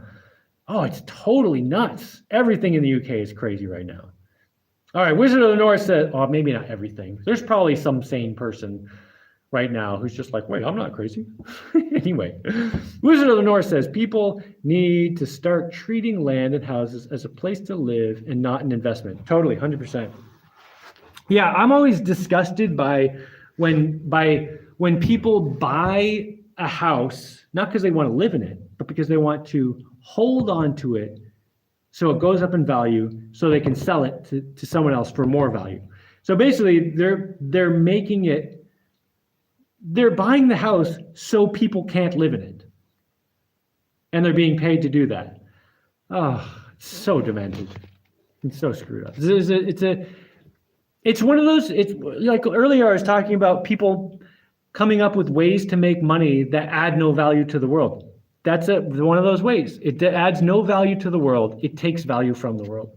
But they're getting money, so who cares, right? It's a good business decision. No, it's terrible. Oh, let's see.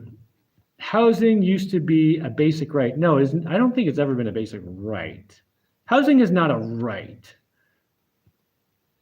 I think being able to get housing is a right. But I don't think you just get a house. I don't think people should just get a house. Like you have to do whatever you need to do to get the house. It's a speculative investment for the rich. Oh, now it's a speculative investment for the rich. Real life Minecraft Steve survival. Who is this Steve? I've never played Minecraft. Connor Brady says capitalism inherently requires the exploitation of the less well-off. No, I don't think so. It really depends on how you define it. I mean, if you're defining capitalism as requiring the exploitation of the less well-off, if that is what capitalism is, it will always fail in the long term, because you can't keep taking from the poor because they run out of stuff to take. You can't just keep destroying and taking wealth by destroying, because eventually everything is ruined. You run out of stuff to destroy. And that's one of those things that people are just not getting. Anyway,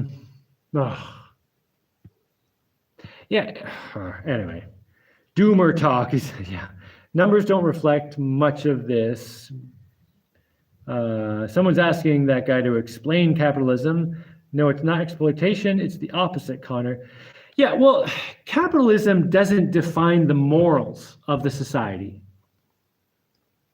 That's a separate thing. Like you can use capitalism to, there really needs to be better words to talk about this stuff, because capitalism isn't a set thing.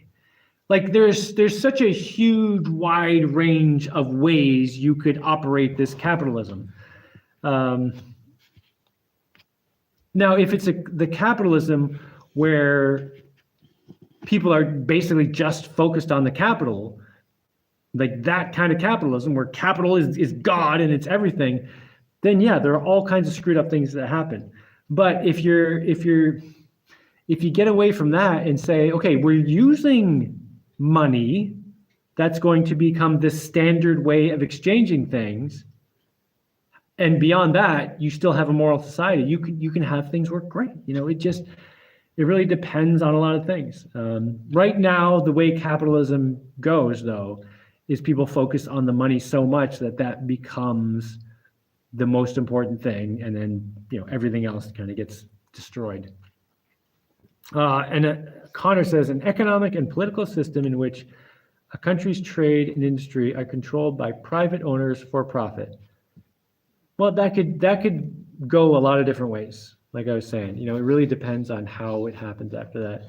And a lot of it is the governments getting involved in incentivizing poor choices, which is, yeah.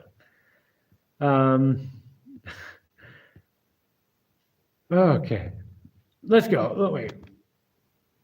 Yeah, I'm just skimming through a bunch of these. Vegan Surf has a question. Are your kids interested in joining any local sports or soccer teams, or are you too far away from town for team sports? There is actually, miles from here, there's a baseball team or a softball team, actually. Well, not just a team, but like they have games there every week. And there are leagues in the area. So I don't know, maybe they'll want to get into that. They've been bugging me to play. And I get the impression I don't know what the age grouping is, or if everyone's together or what. But yeah, there is a local soccer league and a local softball league. This is still in the dream phase right now, but I mean, this is something I've been kind of thinking about for a while, but it's just recently it's kind of moved its way up the priority list to the point where I'm like thinking, oh, maybe that's the next big thing I do. We're pretty close. I want to build a sports complex. A lot of it is because of this track here. Like having this running track here has been so awesome. I mean, it's only like 36 meters around, but like, oh, it's so nice having, like, I wake up, I can go for a run. Doesn't matter if it's rainy or stormy out, I can go for a run. And my kids, oh my God, they have so much fun on this track. I mean, you can hear sometimes when I'm doing videos, like, you can just hear in the background thump, thump, thump, thump, thump, thump, thump, thump, thump, thump, as they're running around, or their wheels or their scooters just going around the track, and like they're yelling, "I'm gonna get you!" And they play all kinds of crazy games up here. Anyway, this track has been awesome, and it's got me thinking more about building like a full-size outdoor track with, football, soccer field in the middle, and long jump and a high jump section, like the whole thing. It's going to be a ton of work, but I've been kind of thinking maybe I can get a track club going here. And if I can get a track club going here, we get a bunch of people who are interested in exercise. Yeah, we can do some running every day, but then we can also make part of our workout building part of the track. If I could even get like one lane made on the track, then I'd be like, okay, we can start a track club. We can run on that lane, and at the end of our running, or maybe before we're running, or whatever, we can spend half an hour, like 10 of us, working on the next lane, or working on the high jump area, or whatever, or maybe we'll bring some materials in every time we have a practice or whatever. I've been thinking of ways to get this going. And then we could actually have like some local track meets and stuff, because there are people around here. It's not like it's low population density, but it's not like there's no people. Like there are enough people to have soccer games every week, soccer football games, and softball games every week. And my kids have friends like other kids. There's a few miles that way and a few miles that way. There's some different kids they hang out with. And yeah, I mean, anyway, does that answer your question? But yeah, my kids are definitely interested in sports. Yeah. This guy has, oh no, this is gonna be insulting, isn't it? Your face says, this guy has all the solutions to society's problems. What the hell? Why is nobody solving everybody's problems? Just do what this guy says. Yeah, in your face, that doesn't help. That's not. You just said nothing, basically. You're just like, man, like you can do better. You have more potential. You got a brain in there. You can come up with something much better to say than that. Unless you're just like some government paid troll who's supposed to, do that, whatever. Anyway, Connor Brady says, our current global economic system dependent on the exploitation of the global South for cheap labor and natural resources. Yeah, okay, this comes back to the fishing metaphor I was making earlier. Like when you have an economic system that is fully dependent on something that sucks, to fix it, you have to go through a more difficult period of time to get to something better. And right now, the economic system is dependent on basically enslaving people in other countries where you can pay a person like $1 a day to work all day to make your shoes or your eye whatevers or, and it sucks, but to fix it, you have to go through a more difficult period. But then when you do, you get to a better spot. And this is one of the things about morality. Like when people live without morality, you can make short-term gains, but you take massive long-term losses. And that's kind of one of the points of morality. It keeps you doing the right things for a better future, rather than just doing what's going to be good for you right now. Let's see. Do you not trust their judgment? GNA Electronics. Who's he talking to? I don't know what that was to. LOL. Jesus Christ, bro. Says your face. Your face, who thinks I have all the solutions in a condescending tone. Mr. Landfill. Oh, not Mr. Landfill. I mean, Tomaters is here. How's it going, man? Good to see you again. And Tomaters. Mr. Landfill and Tomaters is here. You guys are always. It's always, I always feel like something's missing when one of you guys isn't here. DNA Electronics says, but a well-parented and well-adjusted young adult shouldn't need helicopter parenting like that. Like what? Oh, you're talking about what helicopter parenting? This is talking about, okay. Yeah, I'm way behind on the comments because I've been talking so much. You're talking about, me being involved in my children's like dating life. Okay, I'm saying that one of a father's basic is to be involved in their kids when they start dating, so they can help them learn who they should be with. And you're saying a well-adjusted child or person should be without helicopter parent. That's not helicopter parenting. Helicopter parenting, that's like when you won't let your kids like breathe without like, oh my God. Being involved in your kid's life is not helicopter parenting. When your kids start getting involved, okay, just think about when you were a teenager and you started getting interested in members of the opposite sex. Were you in a state of mind to make good decisions? Maybe you're the exception, but probably not. So, I'm 49 years old. I've learned a lot of things that I can teach my kids. And if I just send them out end of the world and say, yeah, go meet whoever you want. My daughters will meet players who know exactly what to say to attract them. But I, as a father, can hear that and be like, oh, well, that guy's obviously a player. I know instantly. Guys know this. Their brothers will hopefully help them with that too. But guys hear it and they're just like, oh, yeah, I know what you're doing. But it's because what they're saying is designed to work with the woman's mind or whatever. And I'm not gonna just send my kids out there and be like, oh yeah, go, you'll figure it out, and let them screw up a whole bunch of times, be treated like trash, and just end up like with all this baggage and jaded about the world. No, I'm gonna be involved in their lives, and a father should be involved in their lives. It doesn't matter how well adjusted they are. If you send a kid into a situation where they don't know what to do and the consequences are very high, as it is with dating, no, you have to get involved. You totally 100% have to get involved, or you're a piece of crap parent.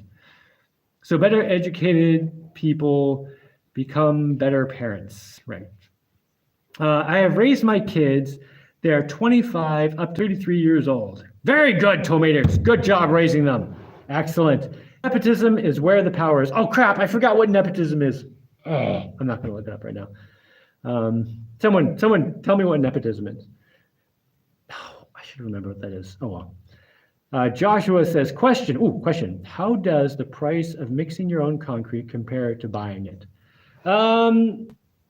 Well, it depends how you're buying it. But if you're buying a truck, you can probably get a pretty good deal on it. So if you're in a place where you can get a cement mixer truck to show up and they can dump a thing, you can probably get a pretty good price. You have to check the local prices. I mean, just go to Home Depot, look what the price of concrete is, and for whatever way you get it, and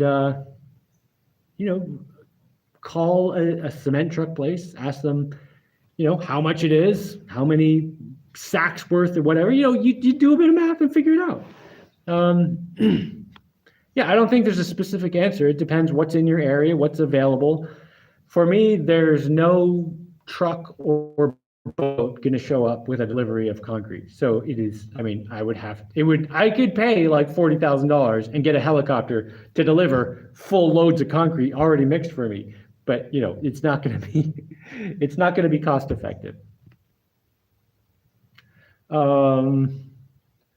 Let's see. TMFB, you're awesome, dude. You're a very creative man. Love what you're doing. Been watching your videos for a long time. Keep it up, man. Well, thank you. Thank you, TMFB. That's beautiful. Jim Babaluba. Jim Babaluba says Asmund Gold in 30 years. I don't know. I don't think he's 30 years younger than me. And I hope I know who you're talking about. I know who Asmund Gold is because his videos pop up on my YouTube and I watch them once in a while. Yeah, I could see where you're coming from, but I feel like if Asmund Gold was going to be me, he needs to do some more exercise, get some more muscles and stuff, Okay, if the option mortgage or renting, what would be better? Okay, again, binary choice. Mortgage or rent. Mortgage or rent. Pick one. Would you like to cut off your arm or would you like to cut off your leg? What, there are no other options? There are no other options in the world. You're either renting or getting a mortgage. Maybe there are like 1,000 better options than that. Jim Babaluba says neither, buy land. There's another option, buy some land. Buy some cheap land that you can actually afford to buy without a mortgage. That's definitely an option. And if you sit down and you write down your options, you write down mortgage, rent, you realize you have a huge piece of paper left, as long as you didn't write those too big. Fill up the rest of the paper with other options. Maybe you'll think of something that you like more than those two choices. Wizard of the North says, at Josh, that goes back to what Jaimie was saying about there only being two choices. Yes, look for the third choice. Look for the 1,000th choice. Yes, exactly. Dave Hand says, in Ireland, you can't build anything because there are so many regulations. Yeah, the UK is, oh man, I would not want to live in the UK. It is rough there. There's so many regulations and things that have to be signed by the professionals who all take a huge payment for their signature. Yeah, totally. I have a family member in Canada who was building a house there while I was building a house here. It took him longer to get the paperwork done than it took me to build a whole house. It cost him more just to get the permission so he could start building the house. And he couldn't build it himself, of course. He had to pay other people to do it. It cost him more just to get the permission to build a house than it cost me to actually build a house. That's what it's like in a lot of places. And people talk about how I live away from everything. I just had a conversation yesterday with someone who's like, the conversation isn't important, but he remarked that there was some problem because I live away from everything, or something was difficult because I live away from everything. And I'm like, what am I away from? What is this everything you're talking about? What, like permits, regulations, like all that? Like, that's everything? There's so much here. Like, there's so much in the wilderness that people don't notice, I guess. Like, there's so many resources available if you just stop thinking that the city is everything, and getting permission and permits and paying money and doing paperwork, that's everything. It's not everything, man. There's so much more to life. Let's see. Well, I'll take a huge payment for the senior. Yeah. Oh God, people who have to get paid for their signature. Yeah, that's so frustrating. That is one way to live. Everyone do how they like it. Yeah, everyone should do how they like. And I think a mortgage is a terrible idea. But if you think that getting a mortgage is the right thing to do, totally do it, man. I think everyone should have the choice, The equity realized during a mortgage can be significant. That's true. I'd rather, oh my God, I'm not. Being in debt is just, I would rather carry around like 30 pounds all day than be financially indebted. Jim's Equipment Shed says, honestly, I really love the house. Oh, thanks, man. I love this house too. It's awesome. I live in a 100-year-old log cabin. Oh, that's something really cool. Okay, so something new designed specifically for me sounds perfect right about now. The movie Yes Man. Yeah.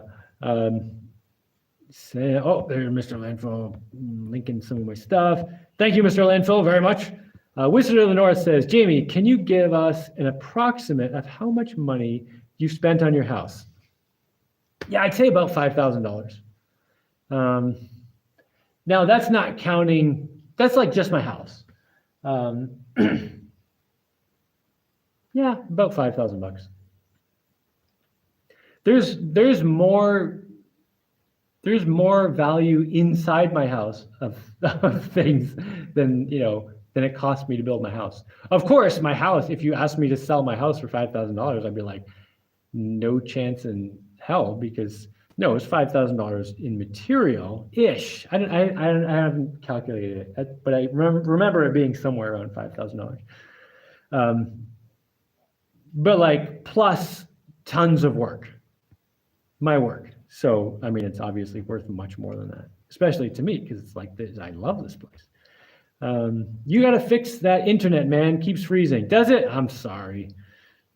I need to talk to someone and let them know whenever I'm doing one of these lives, they have to turn their crap off. Craig says, I bought cheap land, but still had that mortgage, paid it off very quickly. Now the taxes are killing me. I paid my 30-year fixed in 12 years. Yeah, I know a lot of people who move off grid doing that. They buy the land on a loan and then have all kinds of different difficult because they have to keep a job like in a city, so they end up going back and forth, spending all kinds of money doing that. And then, yeah, buying land you can't afford often comes with taxes you're not going to be able to afford too. So, I mean, if I was in your position, I don't know the details, but I would very seriously consider selling that land and getting something in a place where the land is just cheaper. But I don't know what the details are, where you are or what you did or anything. So Patrick Callahan says mortgage literally translate to dead pledge. Yeah. It's basically slavery. It's just indentured servitude. Marcelo Victor says, do you have a survival knife? I do have a survival knife. You mean like I have a Leatherman, and I have a what's it called? Swiss Army knife over there. I also have a big knife that I made. Depends what I'm trying to survive from. But I have various knives. I want to get each one of my kids like a nice pocket knife of some kind. You know, with some pliers and stuff. Like Leatherman actually makes a pretty cheap one. Like the basic Leatherman with the pliers, and it's got a couple knives and files and stuff, and it's stainless steel, which is important because I live in a saltwater area. I want to get my kids all those. Anyway, where was I? I wonder if that farmer's market is still as cheap these days. Well, I actually looked at a video of the Haymarket farmer's market recently because it came up in conversation. I was like, I wonder if it's still going. So I looked on YouTube. I just typed in Haymarket, and there was a video of someone walking through the market with a camera saying, "Oh, here it is," blah blah blah. It looked basically the same, like still cheap prices. And I'm betting if you go at the end of the second day, it's Friday, Saturday, presuming it's still Friday, Saturday, but I think that's been the tradition for a long time. You go toward the end of the day on Saturday, they're just trying to get rid of stuff because everyone knows soon they're going to have to pack up and leave. So they're just trying to sell out of all their inventory. Because, I mean, otherwise they're just packing up like 400 pounds of potatoes in their truck to drive home, you know, where it's already been out for 2 days and, you know, it's not going to last. So like when I was there I would get stuff on the second day, and I would, you know, I kind of became friends with some of the vendors, and they knew that like tomatoes, I would take a mountain of tomatoes. I don't care if they're smashed, you know, if there's dents in them, whatever, because I'm going to take them home and I'm going to, you know, I want a few nice ones for like sandwiches or something. But most of them, I'm just going to put into a pot, cook them into some sauce. So they would just be like, "Oh, Jaimie, I got this huge mound of tomatoes for you. Just keep your $1. Here you go, man." Yeah, they would just like they would be happy to offload like huge amounts of stuff. Like potatoes, I had French fries a lot back then. Probably not the greatest thing. I probably should have done like more mashed potatoes rather than fried stuff. I eat a lot less fried food now. Anyway, yeah, it would be interesting to hear about the Haymarket farmers market, see how it's going now. I like that story, a chapter in the Adventure Builders book. You're right. I've also been thinking a little bit in the back of my head about writing a book. I'm not sure what I should write though. You know, there are a lot of different directions I could take. Basically, at some point I'll pick one and start writing on it. Costco big bulk coffee cup 5 cents. Oh, big coffee cup. I think it's supposed to be coffee cup 5 cents. Nice. Teller Watkins says hi, hello. The Oreo Ritz says hello, Jaimie. How's it going, the Oreo Ritz?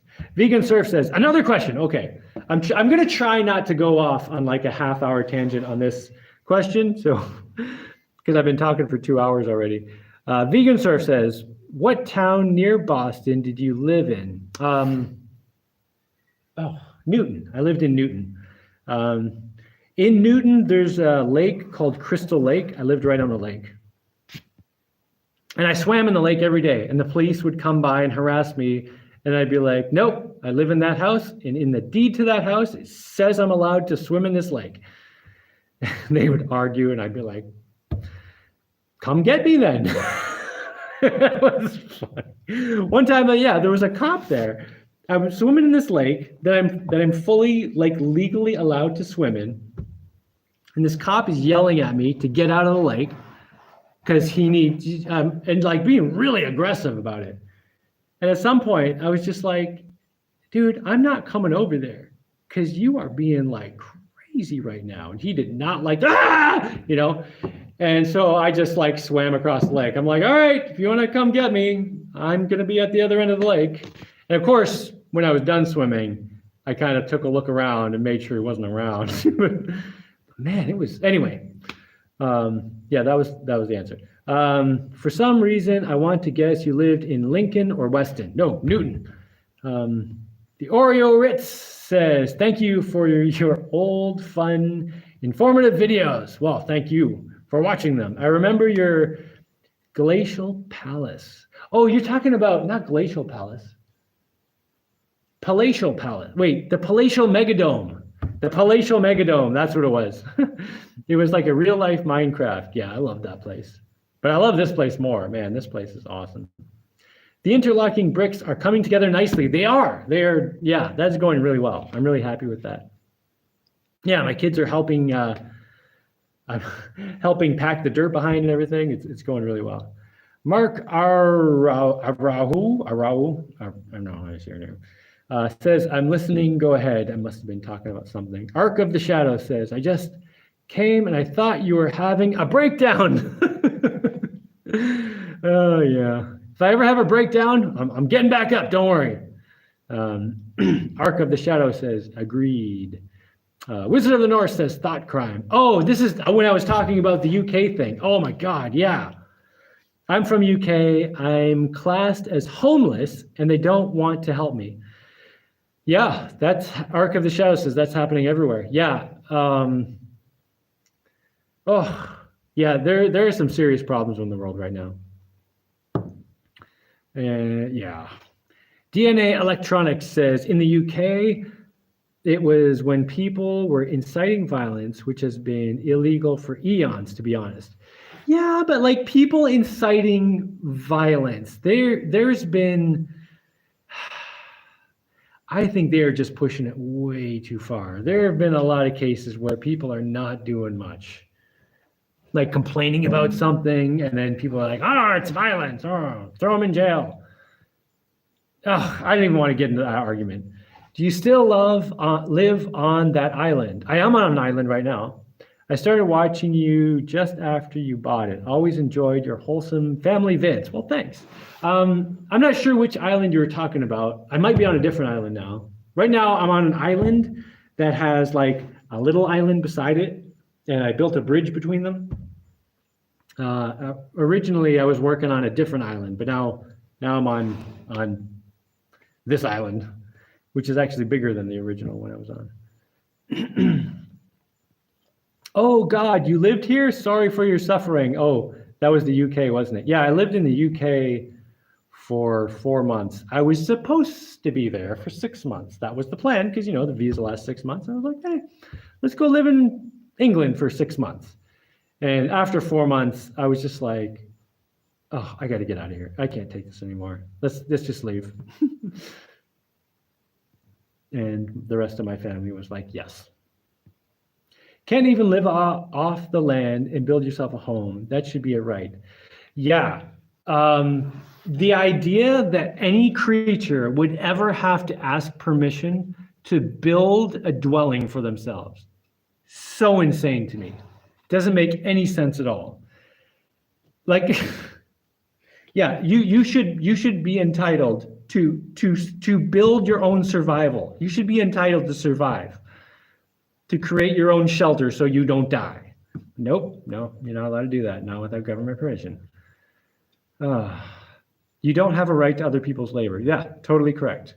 Wait, I missed it. Okay, can't even live off the land here. Yeah, right. Okay. Even generational wealth runs out sooner or later. No, generational wealth does not run out until you stop doing it. Intergenerational wealth is me passing on my wealth, my knowledge, my value, whatever value I can create in my life, I pass that on to my children. They take that and they add to it, and they pass that on to their children. They take that and add to it and pass it on to their children. What you're talking about is me like making $20 million, leaving it to my kids, and then them just being irresponsible until it runs out. And that is not what I'm talking about. Because every generation has to create more value to add into it to pass on to the next generation. If you're not doing that, it's not generational wealth. It's just being irresponsible. Capitalism is voluntary. Not necessarily. That's like saying walking down the street is voluntary. Sometimes it is, sometimes it's not. If capitalism, it's like, I think what a lot of times happens is people will take a word as vague as capitalism, and then they'll just assign all these different definitions to it, and then make arguments based on that. But like I said, it's like saying walking down the street is voluntary. Sure, if you're just walking down the street, nothing else is going on, it's voluntary. If you're walking down the street with someone aiming a gun at your head, who's saying walk down the street, that's not voluntary. And I can think of 1,000 different scenarios where it could be voluntary or it could not be voluntary. Same with capitalism. It doesn't define voluntary or not voluntary. Alex Moore says, "Hi, Jaimie. Happy to catch you live. I'm looking at buying land in Vermont. Cool.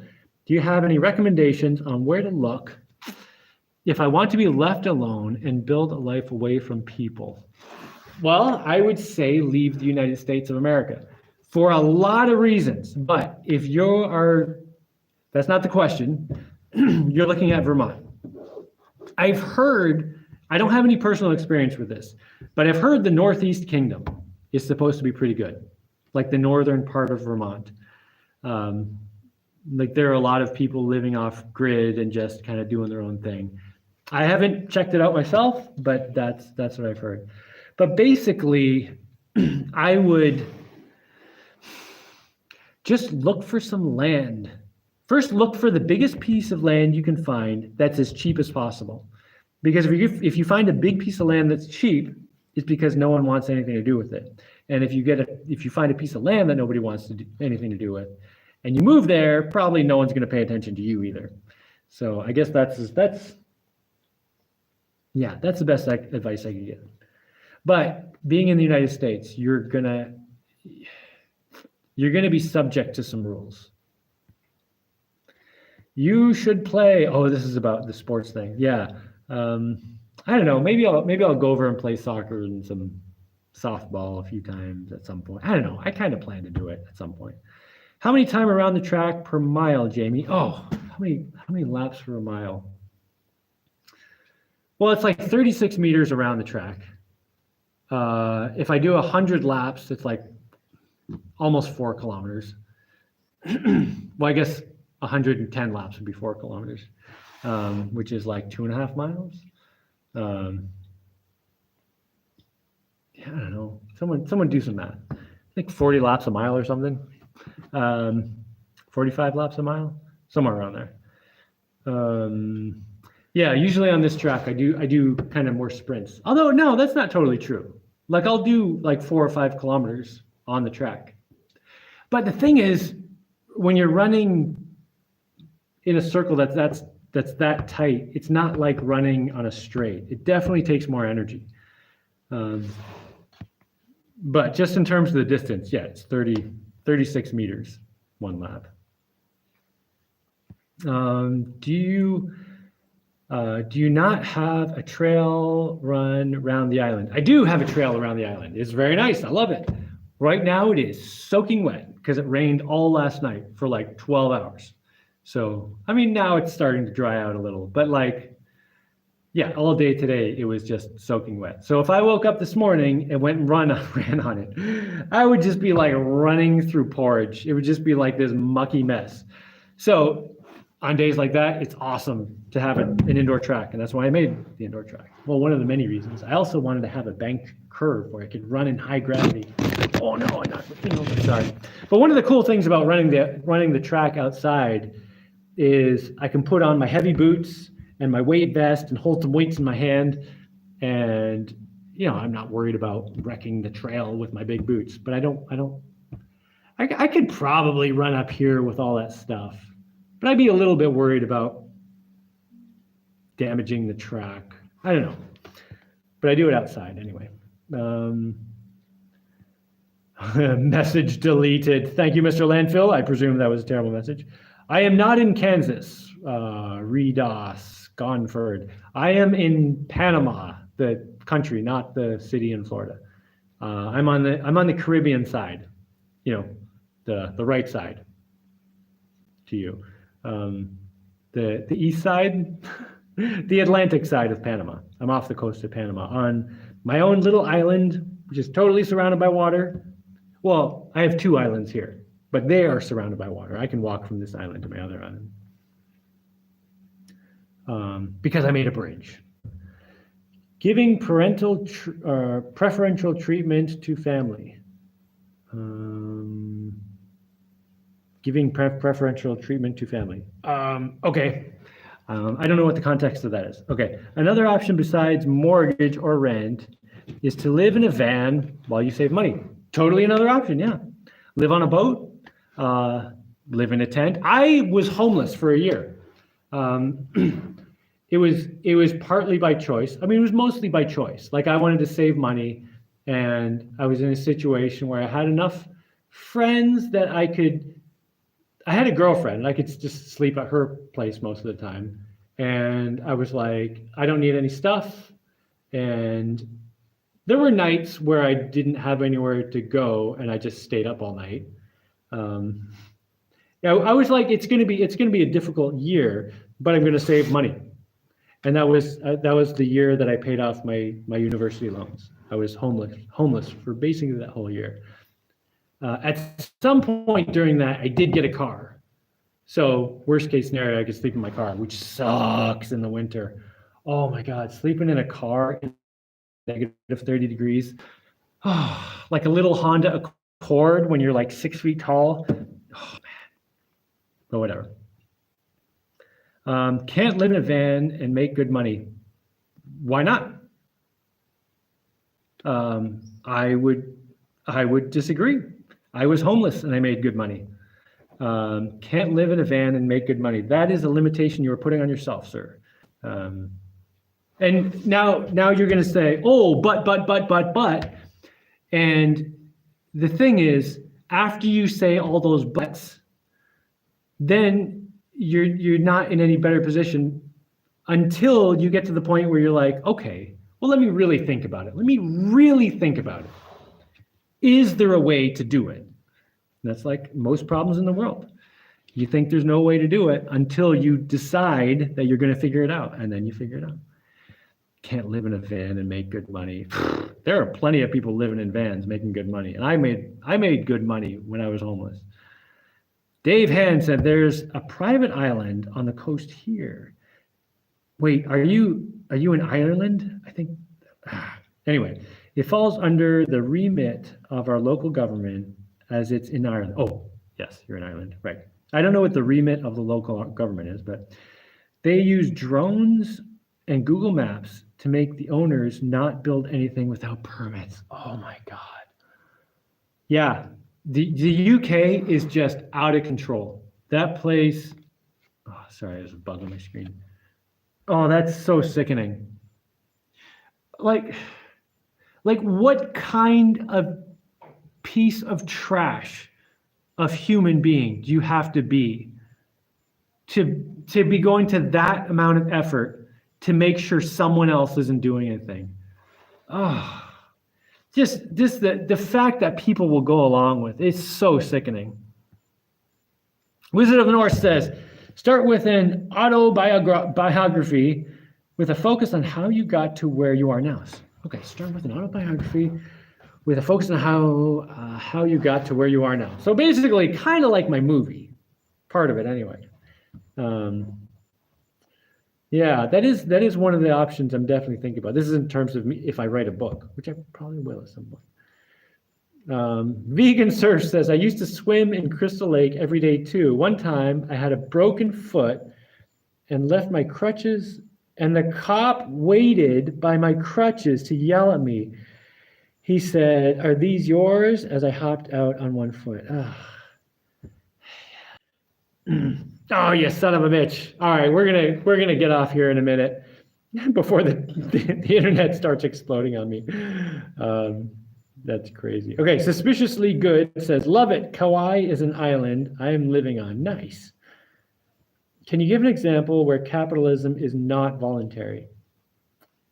Yeah, it's not I think I already talked about this. Capitalism does not define whether or not something is voluntary. Capitalism could be voluntary, could be non-voluntary. Totally depends on other factors other than just it being defined as capitalism. Oh, nepotism was what he was defining by giving preferential treatment to family. Oh, nepotism, right.